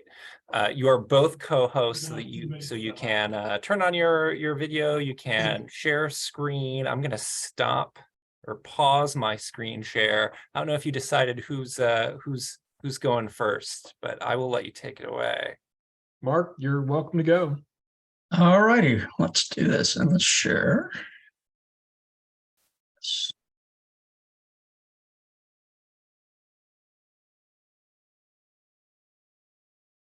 All righty, can you see that? See it. Yep, you're good. All right. So I'm part of the Central Indiana Biking Association. Our mission has been to promote riding for cyclists of all ages. And we try to put on safe, well-organized rides, and we try to inform the community of those events and related activities. We serve mostly the Indianapolis area and surrounding things, but we do have events that go down to Bloomington and some of the other things. The organization's been in existence for 50 years. I've been a part of it for about 9 years now. So it's really old, and some of the expectations that you're going to see here are a little bit different than what I think I've been hearing from other clubs. So let's go ahead and move along. We've got about 800 registered members. In 2022, we had about 600 ride events per year. We have about 20 repeating rides every week, 16 last year, 20 this year. And then we have other rides, which I'll talk about in a little bit, but we try to keep them organized along what kind of ride there are, whether it's camping or tandem or weekend rides or repeating rides. What is a repeating ride? So this is our bread and butter. This is the routine rides that happen every week. There's no real formal ride support provided, but we do provide marked Dan Henrys usually on the routes. And so that we go out and mark it with paint on the street and make it so that people know where they can go. So that way, if you get dropped off the back end of the ride, you still can make it around on your own. We may provide maps with maps and turn-by-turn instructions on paper, but people typically aren't using those, as you've already said. For the repeating rides, we'll generally have a couple of distances available. We encourage all skill levels, but you might find that in a lot of those rides, if you're not riding 18 miles an hour, you're going to be riding by yourself. We do have some of the rides. I do have several different designated speed groups, and there'll be people lead, and you'll have other people riding with those groups. And we do try to encourage that, but it's a difficult thing to find ride leaders who are willing to ride at 13 miles an hour on a routine basis. Some of our breakfast rides are repeating rides. So here's a list of the ones for 2020. There's beginning rides. Some of the rides are oriented around getting some dinner. There's downtown Indianapolis. Some of these are the old farts riding on Friday mornings and having a good time there. And so we have a variety of the bike and beer ride. I won't talk about what they end up doing, but and there's ice cream. And Nebo Ridge is one of our bigger rides. They will have up to 150 people show up on an evening and divide them up into 4 different groups. And that can get a little bit crazy with that many people in your group going down the road. Weekend rides are a little bit different in that they're fully supported. We have staffed rest stops with snacks and water along the route about every 20 or 25 miles. We mark them with Dan Henrys. We have the maps and cue sheets provided. At least 3 distances are available. And there again, all skill levels and speeds are represented. We try to provide mentors. You heard other people talk about it at the beginning of the ride, are there new riders here? And if they say yes, we'll try to find somebody that will ride with them and help them understand what's going on and make sure they don't get left behind. So weekend rides, like I said, we had about 20 last year. They go all the way around the Indianapolis area. So depending on what side of town you're on, they're closer or further away. We have 2 big rides that we run by the club. There's our night ride, which is 11 o'clock in the evening ride in downtown Indianapolis that we typically have about 1,500 people show up for. And that's with police stopping the roads, and that's a great party. The other big ride we do is the Hilly 100, which is down in Bloomington area. There's lots of hills. And you do 50 miles each day. And there again, it's well marked. We serve 3 different rest stops. It's a great party kind of event. But those are 2 money making activities. There's a camping ride where we see the little red mill there. Here's a picture of the night ride. People are encouraged to decorate their bikes and make a real party out of it. Here's the Hilly. It's in the autumn, so it's always we try to hit it where the color is great in the trees. So we have pretty good turnout for that as well. We manage this by having a ride committee, and we assign people on the committee to each type of ride that we're doing. So we've got one for weekend, breakfast, grand touring, hoots, which is our tandems, repeating rides, and computer and instructional rides. So we have a committee that meets a couple of times a year. Each one of those people is responsible, though, for trying to encourage and manage the rides of those types. Ride leaders. It's interesting, we talk about ride leaders. For our club, a ride leader is responsible for the entire conduct of that ride. So they plan the routes, they recruit volunteers for their ride, they submit a schedule for the calendar, they mark the route with Dan Henry. So we go out and actually mark the routes. And that's probably one of the biggest asks we have of our ride leaders, is getting out and doing that. They prepare the maps and cue sheets for you to ride with GPS. They buy the food, run the sign, run the ride. We actually have sign-ins for these rides, and that includes our waiver. We don't charge money for any of the rides except for our 2 big rides. And so we try to get people sign in, they sign the waiver, and that gets them covered by our insurance. Certainly, as they ride with us more than once or a couple of times, we encourage them to join, but it's not required. If anything does happen, you file an incident report, and we'll keep track of that. The resources we provide to our leaders, we have a website, and they have access to a contact list that has a list of all the names of people. There's a ride leader manual, 40 pages long. It's pretty dense. There's a ride information form that's filled out to get on the calendar. Then within a ride, there's a sign-in form that includes the waiver on the back, an incident report, post-ride report that goes into our newsletter, and then also a ride expense report. We'll pay our ride leaders any reasonable expenses that they incur to put on the rides, including mileage, route marking guidance, insurance certificates, county maps, taxes and forms, whatever. So at the beginning of the year, the ride committee members will contact the folks that have done this in the past, and they start building a schedule with the rides that'll be done again. And that's where the bulk of our rides come from. They continue year after year. We try to keep the weekend rides spread to cover as many weekends as possible. We work with the ride leaders to do that. We provide ride leader training. We've been doing Zoom meetings the last couple of years, but we do have at least 2 training sessions for those that are interested in being ride leaders, which we encourage through our newsletters and emails. Also, the people that, as they register for the club, they can indicate their interest in being a ride leader. We send out email, newsletter. We do take consideration for other rides in the community. There are some other big rides that happen, and we try to dodge those who are not competing for, or forcing people to choose which rides they're going to go on. We also have about historical records of about 200 routes from the last 20 years that have been run by the club. So we've got that information available to ride leaders if they would be interested. Calendaring, we actually use Ride with GPS events for our calendaring system. And so it's date and time, waiver link, description. We can link in the routes in Ride with GPS if applicable, contact information. And we use the Ride with GPS. We just copy the events and have that show up on our calendar. They do have a nice link that I'll show you in a second here. We do include some non-SEBA rides on the calendar for local events. Here's our calendar as it looks like. Unfortunately, it looks pretty busy here. So this includes all the repeating rides and everything else we've got for the club. Then we have a version of the calendar we put out there that has just the non-repeating stuff. So it's a little bit easier to see the main weekend rides that are going to happen. Communication, like I say, we provide 3 views of the calendar, and that's available on our website. We typically will have people show up that are traveling through town. They'll find us just by doing a web search of bicycling, and they'll hit our website. The non-repeating rides, repeating rides, standard links are provided with Ride with GPS. We send out weekly emails to the club members telling them about the weekend rides that will be available. And then we have Facebook pages as well that we use for communication. The Ride with GPS club account, it's available to all of our members. Ride leaders are given the ability to create and manage their own routes. Like I say, we have 800 routes.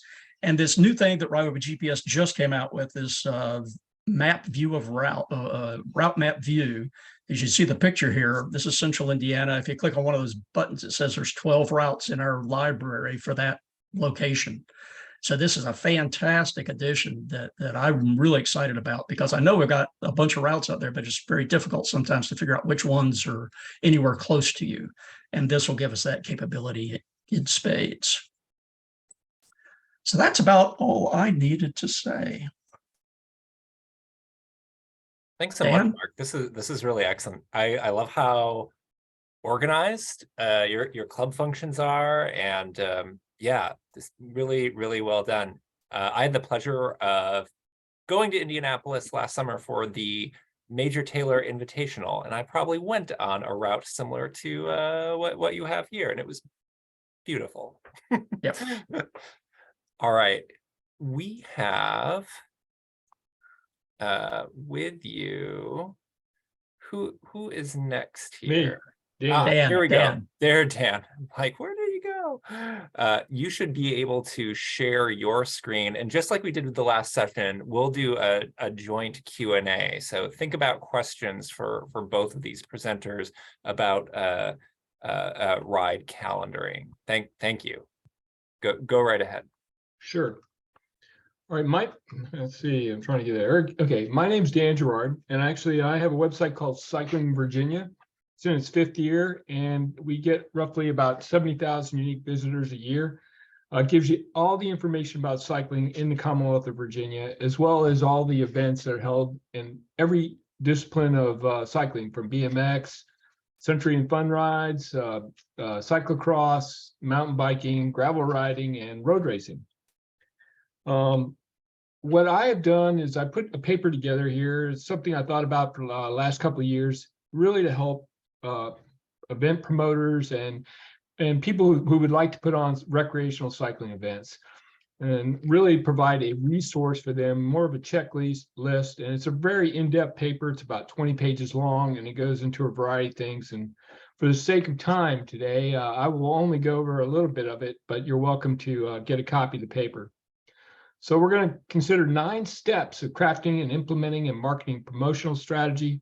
I'm going to talk a little bit about how to evaluate your event and then planning for next year.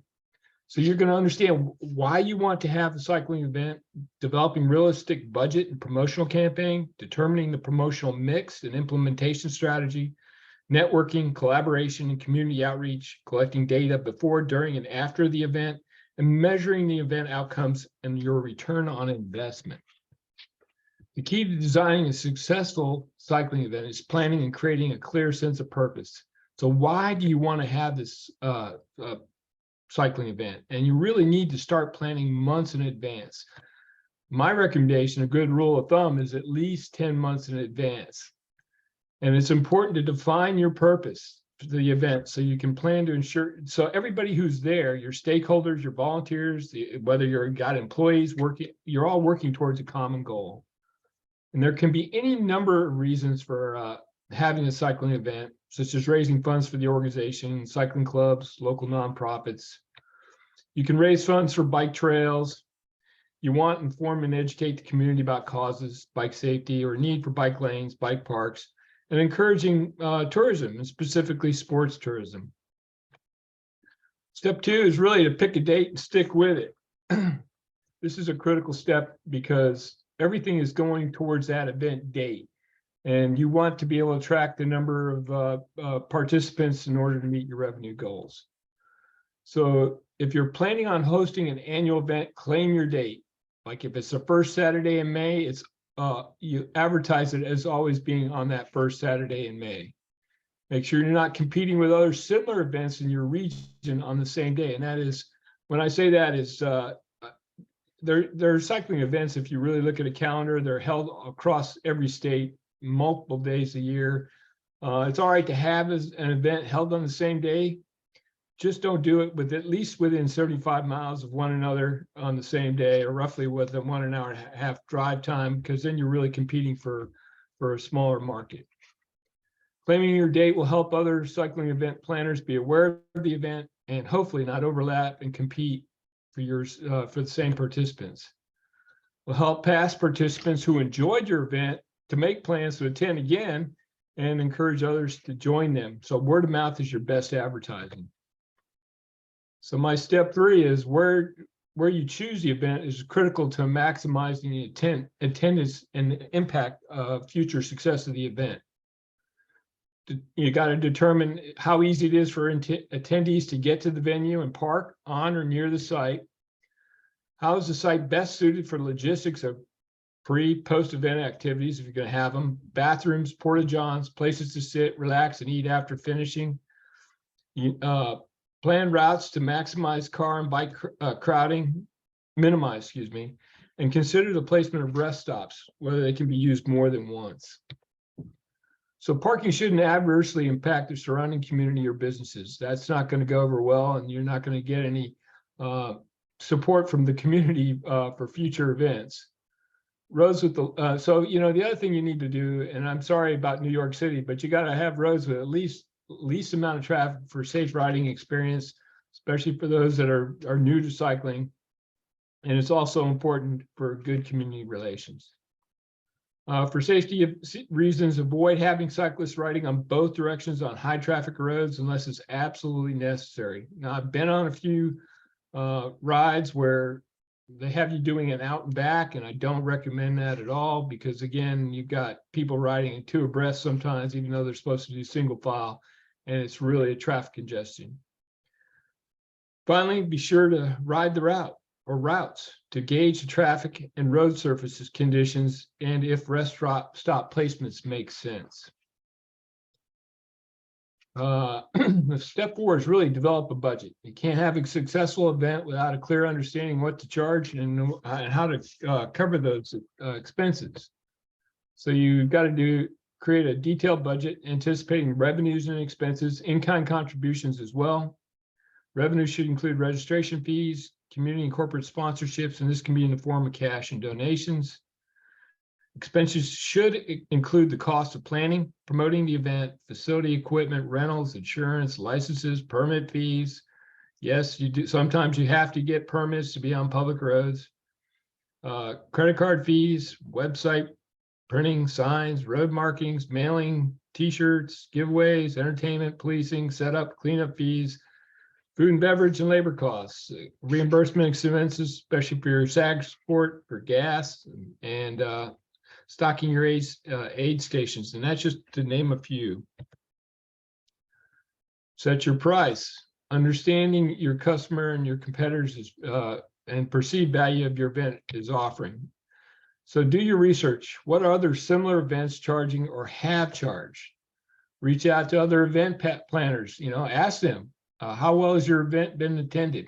How did they determine their ticket price? And also ask about the promotional strategy. It never hurts, so happy to share it a lot of times.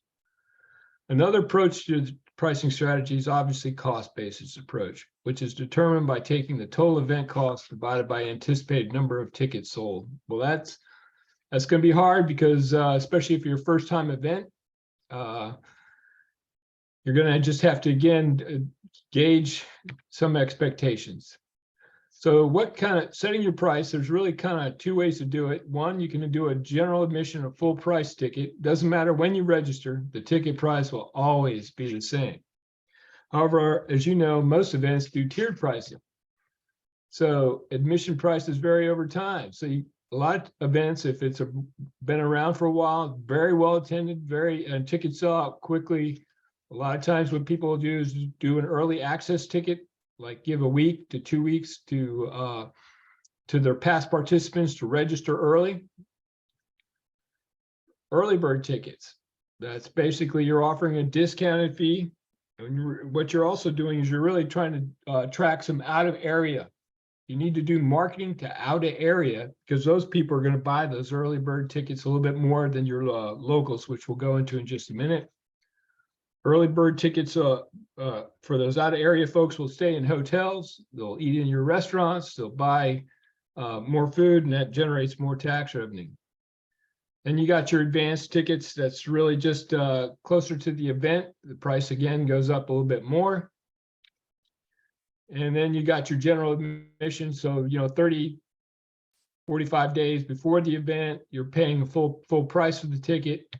And then obviously, I would recommend doing day of tickets because a lot of people will talk their friends to come in at the last minute, and you charge a little bit more for that. So it's really important. And it's, again, you want them to have a good experience and share the word by word of mouth. So it's never too early to start selling your tickets. As a general rule, the sooner the better, but at least 6 months in advance is ideal. And if not possible, no later than 3 months. If you can't do it at least then, I would not hold the event. You're not going to make your money back. So the other thing you're going to need is have a clear ticket policy. How to handle the tickets, transfers, people getting sick, death.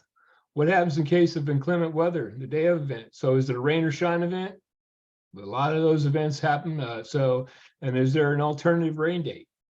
You may not have it, but again, people do want to know what they're getting into when they purchase their tickets. So you got to be upfront about it early. So the perception and reputation of the event all come down to its brand. An event brand is simply the marketing practice in which a company or organization creates a name, symbol, colors, messaging, imagery, and distinguishes a unique identity for the event.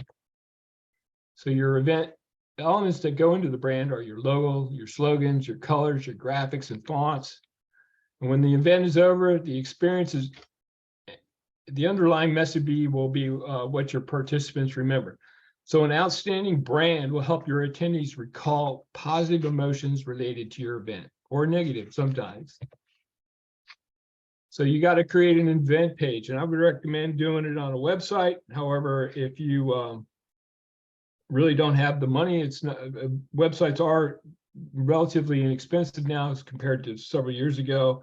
You at least do a Facebook event page. It's working for you 24 hours a day, 7 days a week, and must be informative and attention grabbing. Put yourself in your customer's shoes as a participant who wants a great experience. The site should answer key questions: where, when, who, what, and why. Where and when is the event being held? Who is the organizer? What is the purpose of the event? What are the route options? Why should I attend? And consider who's going to attend. You're going to have newbies, weekend warriors, veteran riders, and pros, or people who think they're pros. Create in your event page. This again is consider the preferences for attending the event. Put yourself in your customer's shoes as a participant who wants a great experience. Some want a well-organized event. Of course, it's easy to complete so they can feel like they can finish. A challenging course to feel like they have achieved bragging rights, to discover and explore new places, to escape, relax, regenerate, to have social interaction and novelty of participating in the event with other cyclists. And some pick an event, believe it or not, and I've seen it, solely based on stylish t-shirts and jerseys. People also want to know what they're getting, that they're getting value for attending the event. So on your website, highlight this, your perks, your swag, your rest stops, your shag support, entertainment, any pre and post event perks, post ride food discounts, or discounts like at restaurants or in places to stay. It's really important. Emotional time. Never underestimate the time it takes to promote the event. As you know, you got to see something over and over and over again, and it takes people time for it to go off in their head like a light bulb. So you don't want people really just looking at your promotional campaign. You want them to register. They want to engage them. What types of methods typically used in are advertising, direct promotion, online promotion, public relations, and sales promotion. So you should really develop a press release for local newspapers, radio stations, and TV stations. Electronic, obviously enter it on your local event calendars, whether you have one for cycling or not. There are local event calendars, so utilize them. You can print posters, flyers, and direct mailers. Again, we'll go in more detail about direct mail in my paper, but direct mail really should only go to past participants. Posters and flyers are very useful. Make sure you're to the point. They easily read left to right. I do give some really good examples in my paper, and I give a critique. So I show you both good ones and bad ones and how they're used. And then I really advocate for cross promotion. Work with your businesses, work with civic organizations, work with local government. And that means working with economic development organizations, tourism organizations as well. They're oftentimes happy to help in terms of promoting and not only finding discounts and making inroads into helping you with some sponsors. Again, don't be shy about working with local media or nonprofits. Nonprofits can also provide you with some volunteer work. Again, there's no such thing as too much pre-ride buzz. The key is to keep the momentum going and make sure your event stays on top of people's minds throughout the ticket sales period. So you need to keep in mind the buying habits of your customers. The budget-minded, those guys are going to usually be out of the market. They're going to buy early and they take advantage of the early ticket prices. Then you got timely deciders. Those are going to purchase your advanced tickets because they're still just a little bit cheap, but they're just kind of waiting and looking and see what the weather's going to be like. You got your fair weather friends. Those are typically your locals. They're the ones that always complain, hey, I can always ride my local roads. I'm always out here, but they're going to go out there anyways because they're supporting your organization or their friends are riding it and they're shaming them into it. And then you got your procrastinators. And there's a lot of reasons. People get injured, they have scheduling conflicts and stuff. And so they're going to wait till the last minute to decide whether or not to go. And you know what? You should, again, they're going to pay for your day of admission and be happy they're there. Once your date is already confirmed on the calendar, put it out there. Just before registration begins, begin to talk, get your press release out there. Ask radio and TV stations to do a community announcement. Social media, email channels to connect right to your right audience. Remember, you're promoting the cyclists and the cycling community. So you're using Facebook, Instagram, YouTube, the print media, and then crossover promotion to cycling clubs, local businesses, and civic organizations. In my paper, I go into more detail on how to network and use social media and print media as well. Then it's all about is the venue experience. And I go into a lot more detail about the venue experience.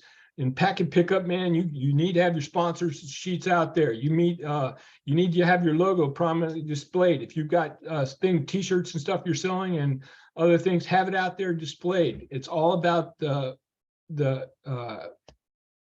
ambiance and the experience. Make sure you do the same at the rest start of the event. Thank everybody for coming. Make it really show them the appreciation of your not only your club or organization, but the community as well. Make sure your rest stops are well stocked. I go into a lot more information about rest stops because look, the biggest complaint I get when we're out there is food. If the food's terrible, people don't want to come back to the event. Make sure they're well stocked. And the finish, don't just have them just come in and go back to the car. Put your thing up at the front. So when people come in, you're checking off their number. Ask them about the event. Did they have a good time? Thank them for coming. Because when all's said and done, people are going to remember how they were treated in the atmosphere. I'm going to hurry up and get through this last part. So what you need to do is do an event evaluation. You really need to go through and do analysis of your registration data, and that includes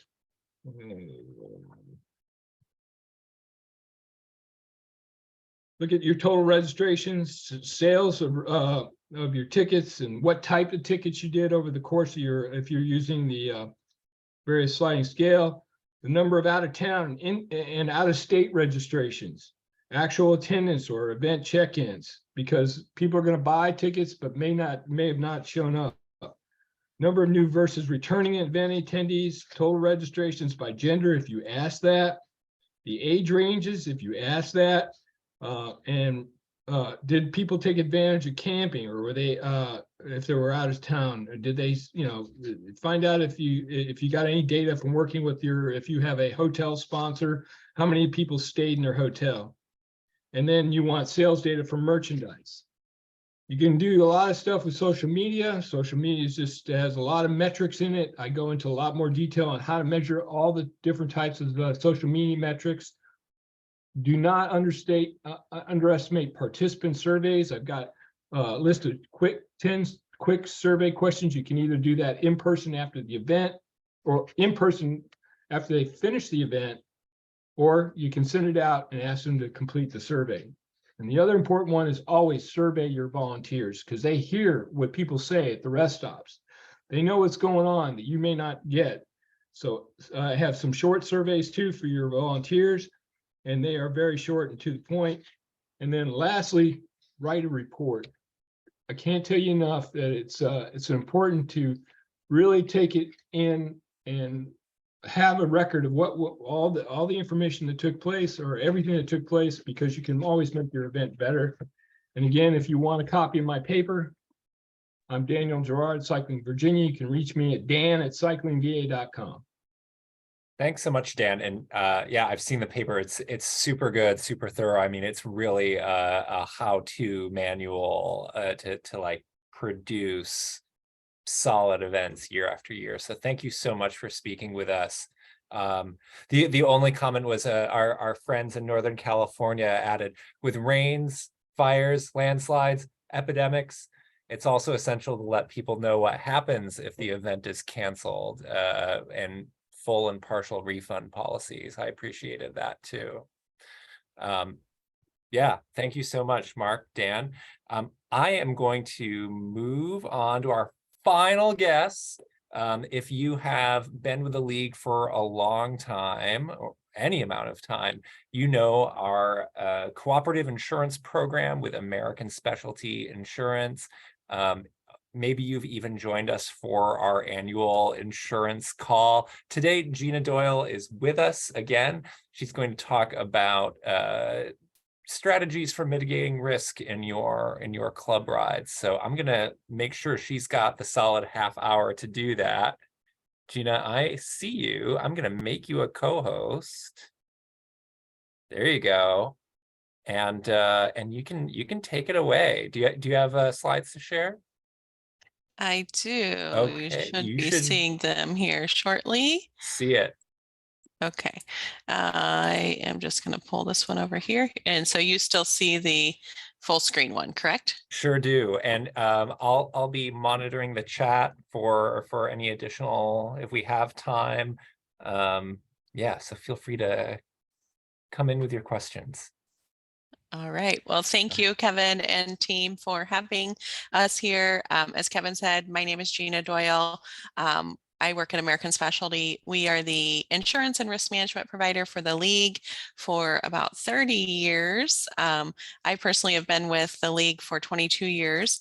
If you participate in the insurance program, you probably work with my colleague, Renee Watterson, and she is actually chasing grandchildren around today at volleyball games. So I told her that I would take this on, although I always do tell her anytime that I present to any of our mutual clients, they all want to know where Renee is. They would rather hear from Renee, but I will do my best to be as amazing as Renee. So today, what I was really hoping to focus on is just risk management. And I was really encouraged as I listened to Mark and Daniel. Both of them talked about risk management, maybe not using the terminology risk management, but one thing that I know for sure is while we've had, for those clubs who participate in the insurance program, we've had our fair share of incidents and claims over the years. But also, if I take a step back today, even on this sunny day here in Indiana, which we haven't had very frequently here lately, I think about all of the club rides that are taking place across the US on any given day. I think about how amazing of a job you all are doing of keeping the riders safe, keeping the routes safe. And so my goal today is really just to kind of formalize that risk management process for you. And I think that you'll walk away knowing like, hey, I've been practicing risk management for a long time and just never really called it risk management. So if you take anything from what I have to offer today, I would encourage you to remember these 5 words. And they're not the 5 words. We'll go through them in detail. Avoid, reduce, contract, insure, and retain. And you can really apply these 5 words to any activity, whether it's a bike club event, whether it's your personal life, whatever it might be. These 5 words you'll find, I think, are very applicable. And I just like to think through them. And again, it's more to formalize that process that you're already doing. You're already making sure that everyone is safe or trying to keep everyone safe. So as we go into detail for each one of these, when I talk about avoid, if we could avoid all risk altogether for all clubs, we would be in a really amazing spot, right? We would not have any crashes, we wouldn't have any injuries, we wouldn't have any, as I think Daniel mentioned, reputational exposure to the club. I mean, we would all be in really good shape. But we all know that there's risk in everything that we do. There's risk in you all, where you're sitting today, where I'm sitting today. Everything we do involves risk. So we really focus most of our time on the other 4 words, really on the 3 of those 4 words: reducing risk, contract, and insurance. So you might, though, I think it's important to think about avoidance, because there might be some activities, there may be some routes, there may be some days, like was just mentioned in the chat, about weather and needing to cancel the event because of safety or for whatever other reason. So avoiding it altogether. So when I think about, is this an activity that we want to avoid? I think about a couple of things. I think about the reputation to the club. Is this an activity, or is this activity, is the benefit of this activity, does it outweigh the risk associated with it? If it's a really good, kind of sounds too good to be true, sometimes it is, and we need to avoid that altogether. So high risk rides would be an example of something that you might want to avoid within your club. Again, we don't spend a lot of time talking about avoiding, because we don't want insurance and risk management to get in the way of what you're doing. We really want to focus on ways that we reduce risk. So again, avoiding is avoiding risks that we're not able to, reduce, contract away to another party, insure. If we can't do any of those things, we probably should avoid the risk altogether. So let's focus on risk reduction methodology. And I've heard in the last presentation here, several of these things coming up. Helmets. Helmets is a way that we risk, as riders, that we reduce the risk of injury, right? From riding on a bicycle. Helmets are always recommended from a risk management perspective, and that's just one tool of ways that we are reducing our risks. Making sure that folks have proper clothing on, having a good weather plan, like was just talked about. These are all risk reduction methodology. Having a ride leader present. Education, like the education that's being offered today, the ability for us to learn from each other, right? And to share ideas. That's all ways that we reduce risk. If you hear someone saying like, oh, we do this, and you take a step back and think that really is a really good idea, it could help prevent an accident or a crash or an injury. That there's a lot of benefit in that. And the release of liability waiver that is always recommended, and I heard mentioned today, that's a way to reduce risk, right? It's a good transition into the next word, which is contract. We're saying to the individual participating, we're contracting some of the exposure back to you as the rider, right? There's a certain level of responsibility and potential for injury in everything that we do. And we're using a contract, a release of liability waiver, to transfer that back to the individual who's participating in the ride. So contract, again, is that third word in the risk management process. It is really the goal with a contract. First, let's talk about what is a contract, right? So a contract can be anything from a release of liability waiver, just like the examples that we provide to the clubs to use. And, we always encourage you to talk to your legal counsel and make sure they're applicable in your state. But you also might come across a contract that is with a facility. Perhaps it's a facility where you're starting your club ride or your special event, or you're using the venue for any other reason. Let's say it's the facility for those folks who are at the summit this year, right? That those contracts can be a one-page document. It may look real short and sweet and just look like you're saying, I'm going to use this facility on Friday, from 3 to 5 p.m. But a lot of times there's language in that contract that holds the club liable or responsible for the negligent acts of anything that takes place at that venue. So our goal, and this is regardless of whether or not you participate in the league's sponsored insurance program.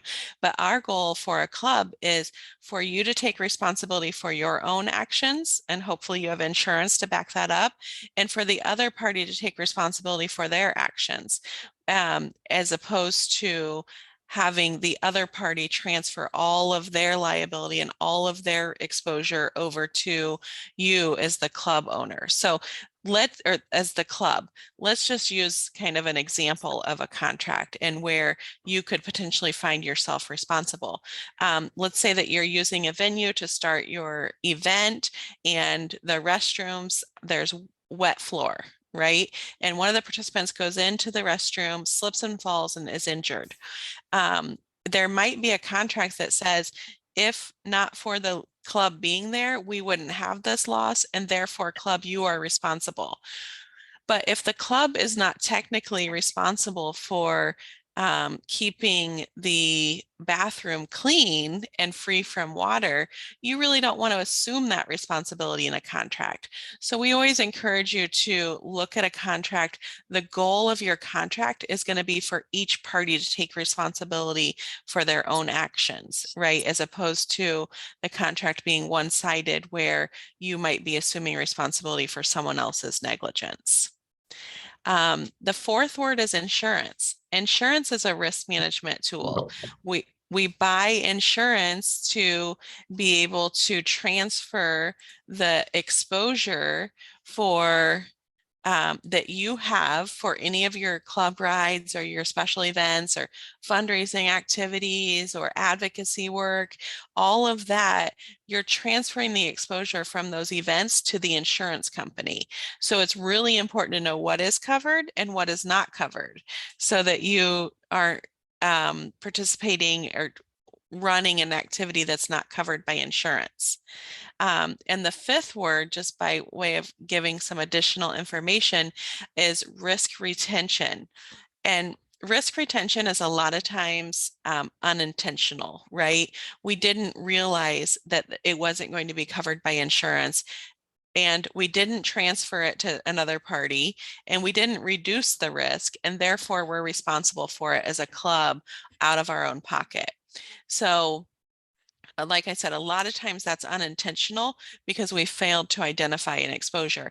And believe me, I've been doing this for 22 years, and I have seen claims, not necessarily with the league, but with our other clients, where I never in a million years would have anticipated seeing a claim like that, right? So it's just important to know how your insurance policy responds and how it does not respond. And then we always say with risk retention, because again, the bottom line of that is that the club is taking on the financial responsibility on their own because they don't have insurance and they haven't transferred it to someone else, is if we don't like that option, we need to go back to avoid. So sometimes that, if you have an activity that's not covered by insurance, you can't contract it away to another party, you can't reduce the risk altogether. That's a really good example of an activity that you might want to avoid altogether, because again, that risk reward is out of balance there. So that is a lot of talking, and I have more talking because, you know, it's 7:30 or 7:45 on a Sunday evening here in Indiana. And so, and I love talking about insurance, but because I'm so passionate about the 5 words and the risk management process, I really wanted to use some examples of applying the 5 words, right? So let's just say, and this first column here under applying the 5 words, this is something that you might identify as a potential exposure before your event, right? So I use the example of a slip and fall at the event site at the start of the line, you know, before you guys start the event. If we, you know, how can we avoid that altogether? We really can't avoid slip and fall, especially if you have someone like me. I'm very clumsy. So I'm a big risk at any of your events because you could be doing absolutely everything right. And maybe I'm on my cell phone and I'm looking and I'm not paying attention and I fall. Now, if I do that, I'm going to look at it and think, wow, that was really not smart on my part. But the society that we live in sometimes looks at that and says, hey, that curb should not have been there. regardless of the fact that I was looking on my phone and regardless of the fact that I have a history of being clumsy, I'm going to sue the club, right? So we can't avoid someone slipping and falling. We can do a lot of things, though, to reduce the potential for somebody slipping and falling at your event. One of them is a pre-event inspection. And when I talk about a pre-event inspection, I think it was Daniel that mentioned, writing the route before your club ride. That's a perfect example of pre-event inspection. I'm not talking about someone who has a degree in risk management and knows how to identify whether or not bleachers are safe or not safe. I'm just saying, looking at the venue, looking at those traffic areas where people are going to be, identifying that there's water on the ground, maybe if there's a pothole in the parking lot that you're starting in, putting a cone on there, a flag, a volunteer, spray painting it if you can, whatever you can do to try to prevent, again, reduce the exposure of someone slipping and falling in that area. Contract, the third word, again, if we have a good contract with that facility that we're using, ideally both you as a club and the facility will take responsibility for their own actions. So if there's a pothole in the parking lot, if the contract doesn't have language that we want to avoid that transfers all of the risk back to you as a club, then ideally both parties would take responsibility for their own actions. So the facility would be responsible for that pothole. But if we don't have an agreement, that's, that's okay. You don't always have to have an agreement with a facility. Then if there's an actual claim, it kind of plays out just like any other legal situation, like, well, who is responsible for it? Sometimes you're even in a better position if you don't have a contract. But insurance, again, making sure that you as a club leader know how your insurance policy applies and how it does not apply. And then retaining. So if we actually have, again, that slip and fall at the event site and we didn't have insurance and we're contractually responsible for that exposure, then that's going to fall to the club. The club is going to retain that risk. So again, regardless of what insurance program you participate in, the 5 words work, like in terms of just identifying and really walking through what the exposure is for the club and how we can reduce the exposure for the club for all of your events. And so the example of slip and fall, we could insert anything else in there, right? So the next example of a potential exposure that maybe we identify before a club ride is a collision between 2 participants during a ride. Well, we can't avoid that, right? It could happen. We just can't avoid it. We can do a lot of things to reduce the risk of that, right? We can have pre-ride safety announcements to promote the safe ride distances. We can make sure that we have riders who are at the right level for each of the rides, and that we don't have someone more inexperienced than another causing some collisions. So lots of things that you all know much better than I do. And like I said, you're all practicing risk management, even if you don't know it. But again, trying to reduce those exposures, but just thinking through them before your event, before your ride, so that you can be aware and maybe making those announcements or sharing as an educational piece to the participants. Contract for your riders. A release of liability waiver is a great example. The goal of the release of liability waiver is to protect you as a club and a club leader, and if you're a ride leader from losses just like this, from something happening during the ride and you are personally named in the lawsuit or your club is named in the lawsuit. So release of liability waiver is our example of a contract here. If we have the ride without the release, then we lose that, right? We lose that protection. So now we're focused on, do we have insurance or are we responsible for that personally? Insurance for collision between 2 participants. This is for the league insurance program. So if you don't participate in the league insurance program, please check with your insurance provider, but you'll want to confirm that the liability coverage applies, and also confirm that the accident medical coverage that you have in place for the participants of your rides apply.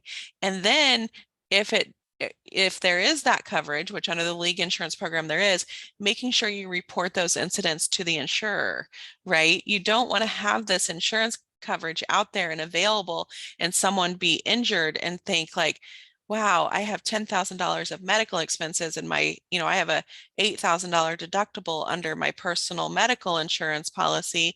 And the only way I can get that paid is to sue the club. That's what this policy is for, the excess accident medical. So making sure that it's reported so that that claim can be handled and processed to avoid, some type of lawsuit. So insurance is an important one there, especially when it comes to injury to participants. And then retain, again, if we fail to avoid, reduce, contract, or insure, we as a club might end up retaining that risk. The rider crashing into a tree if there's a tree close to the the route that you're on and you think, wow, that's a really tough turn right before that tree, perhaps you want to take some steps to one, make sure that the riders who are there can navigate that turn. Maybe you announce like here's a turn, like you announce it before the event takes place or the ride takes place so that people can be aware of it. That release liability waiver, again, from a contract perspective, is going to help protect the club and the ride leader and everyone involved. Insurance, same scenario as the collision between two participants, and then risk retention is the same as well. So again, we can insert any exposures that you think of. Maybe it's a fundraising event and you're worried about financial risk, right? Maybe you're worried about someone walking off with the cash envelope or whatever it is. So you can go through these steps and figure out, like, can we avoid that? If we're collecting cash at the event, we can't avoid it. Probably there's an exposure there. Can we reduce it? Absolutely. We can have 2 people at the cash collection site. We can only allow so much money in each envelope, whatever it might be. Contract. Can we contract with the person who's collecting the cash and say, please don't steal from us? Probably not, right? If you're coming into contact with someone who's going to steal from you, they're probably not going to put a lot of weight into that contract. So the idea here is that you could put in this left-hand column any exposure that you can think of, any potential risk to the club, and apply those 5 words. So I don't want to spend a lot of time on the insurance program because that's not the purpose of this session, but because I know we have a large number of club leaders on this call who participate in the league's insurance program, I wanted to take a second and talk about electric bikes.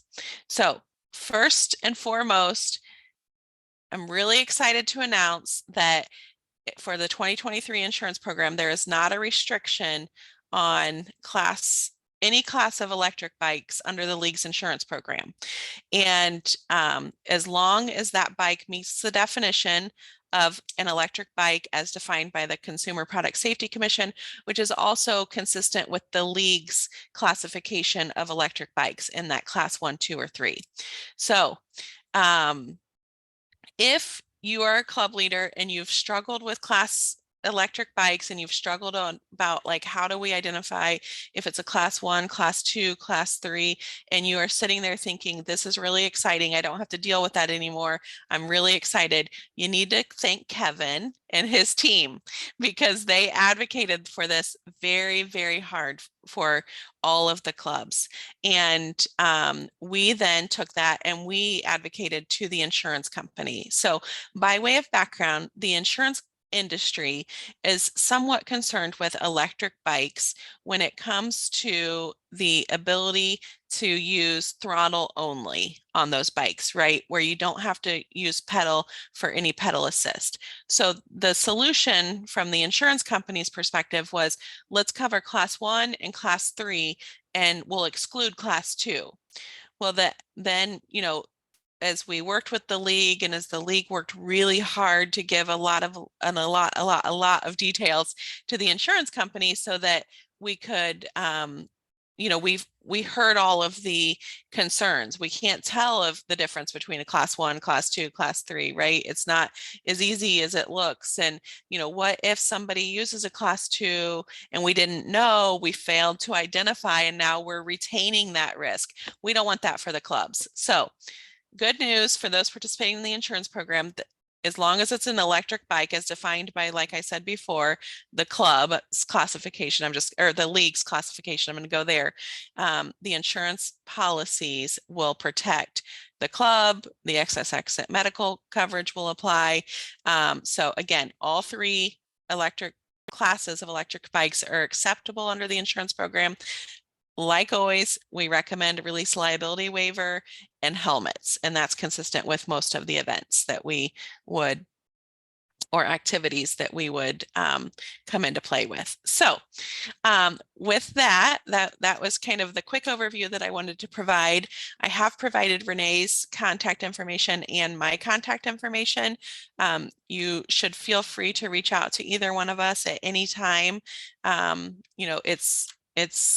We always look forward to working and talking to each of you. I always share this. I know I want to leave time for questions in case there are any, but over the years, we've said to Renee, like, hey, you're taking on this responsibility. Do you want us to transfer the league, to someone else? And she's like, absolutely not. I have relationships with those clubs. I am not leaving them. So you probably have Renee's contact information. My information is there as well. We would love to hear from you if you have questions or if we can help with anything. Thank you so much, Gina. This is so great. And just know how much we appreciate your cooperation and support, this decades-long partnership, and making sure that our clubs and advocacy organizations are well protected. Most of the clubs here, I'm seeing the list, are subscribers to this cooperative insurance program. If you're curious what this is, if this is new to you, visit us at bikeleague.org and you'll see a space there for bike clubs, and you can see a bit more about about this insurance program. By pooling our collective resources and risk together, we can get what's typically the best coverage at the best premiums. Yeah, thank you so much. I do want to make sure that we end at 8 Eastern, because you're all registrants of the National Bike Summit. So if you're looking at your agenda, you know that the member meeting is coming up in 3 minutes. So maybe I'll see some of you there. Yeah. If there's some general questions about waivers in the chat, very briefly, if you do have questions, I do want to defer to Renee. It's R. Watterson, I know it by heart, at americanspecialty.com. But thank you so much. Thank you all for being here and for being club members of the league and for supporting our work here in Washington. I hope you enjoy the rest of the National Bike Summit. And have a great evening. Thanks, Gina. Thanks, Kevin. Take care.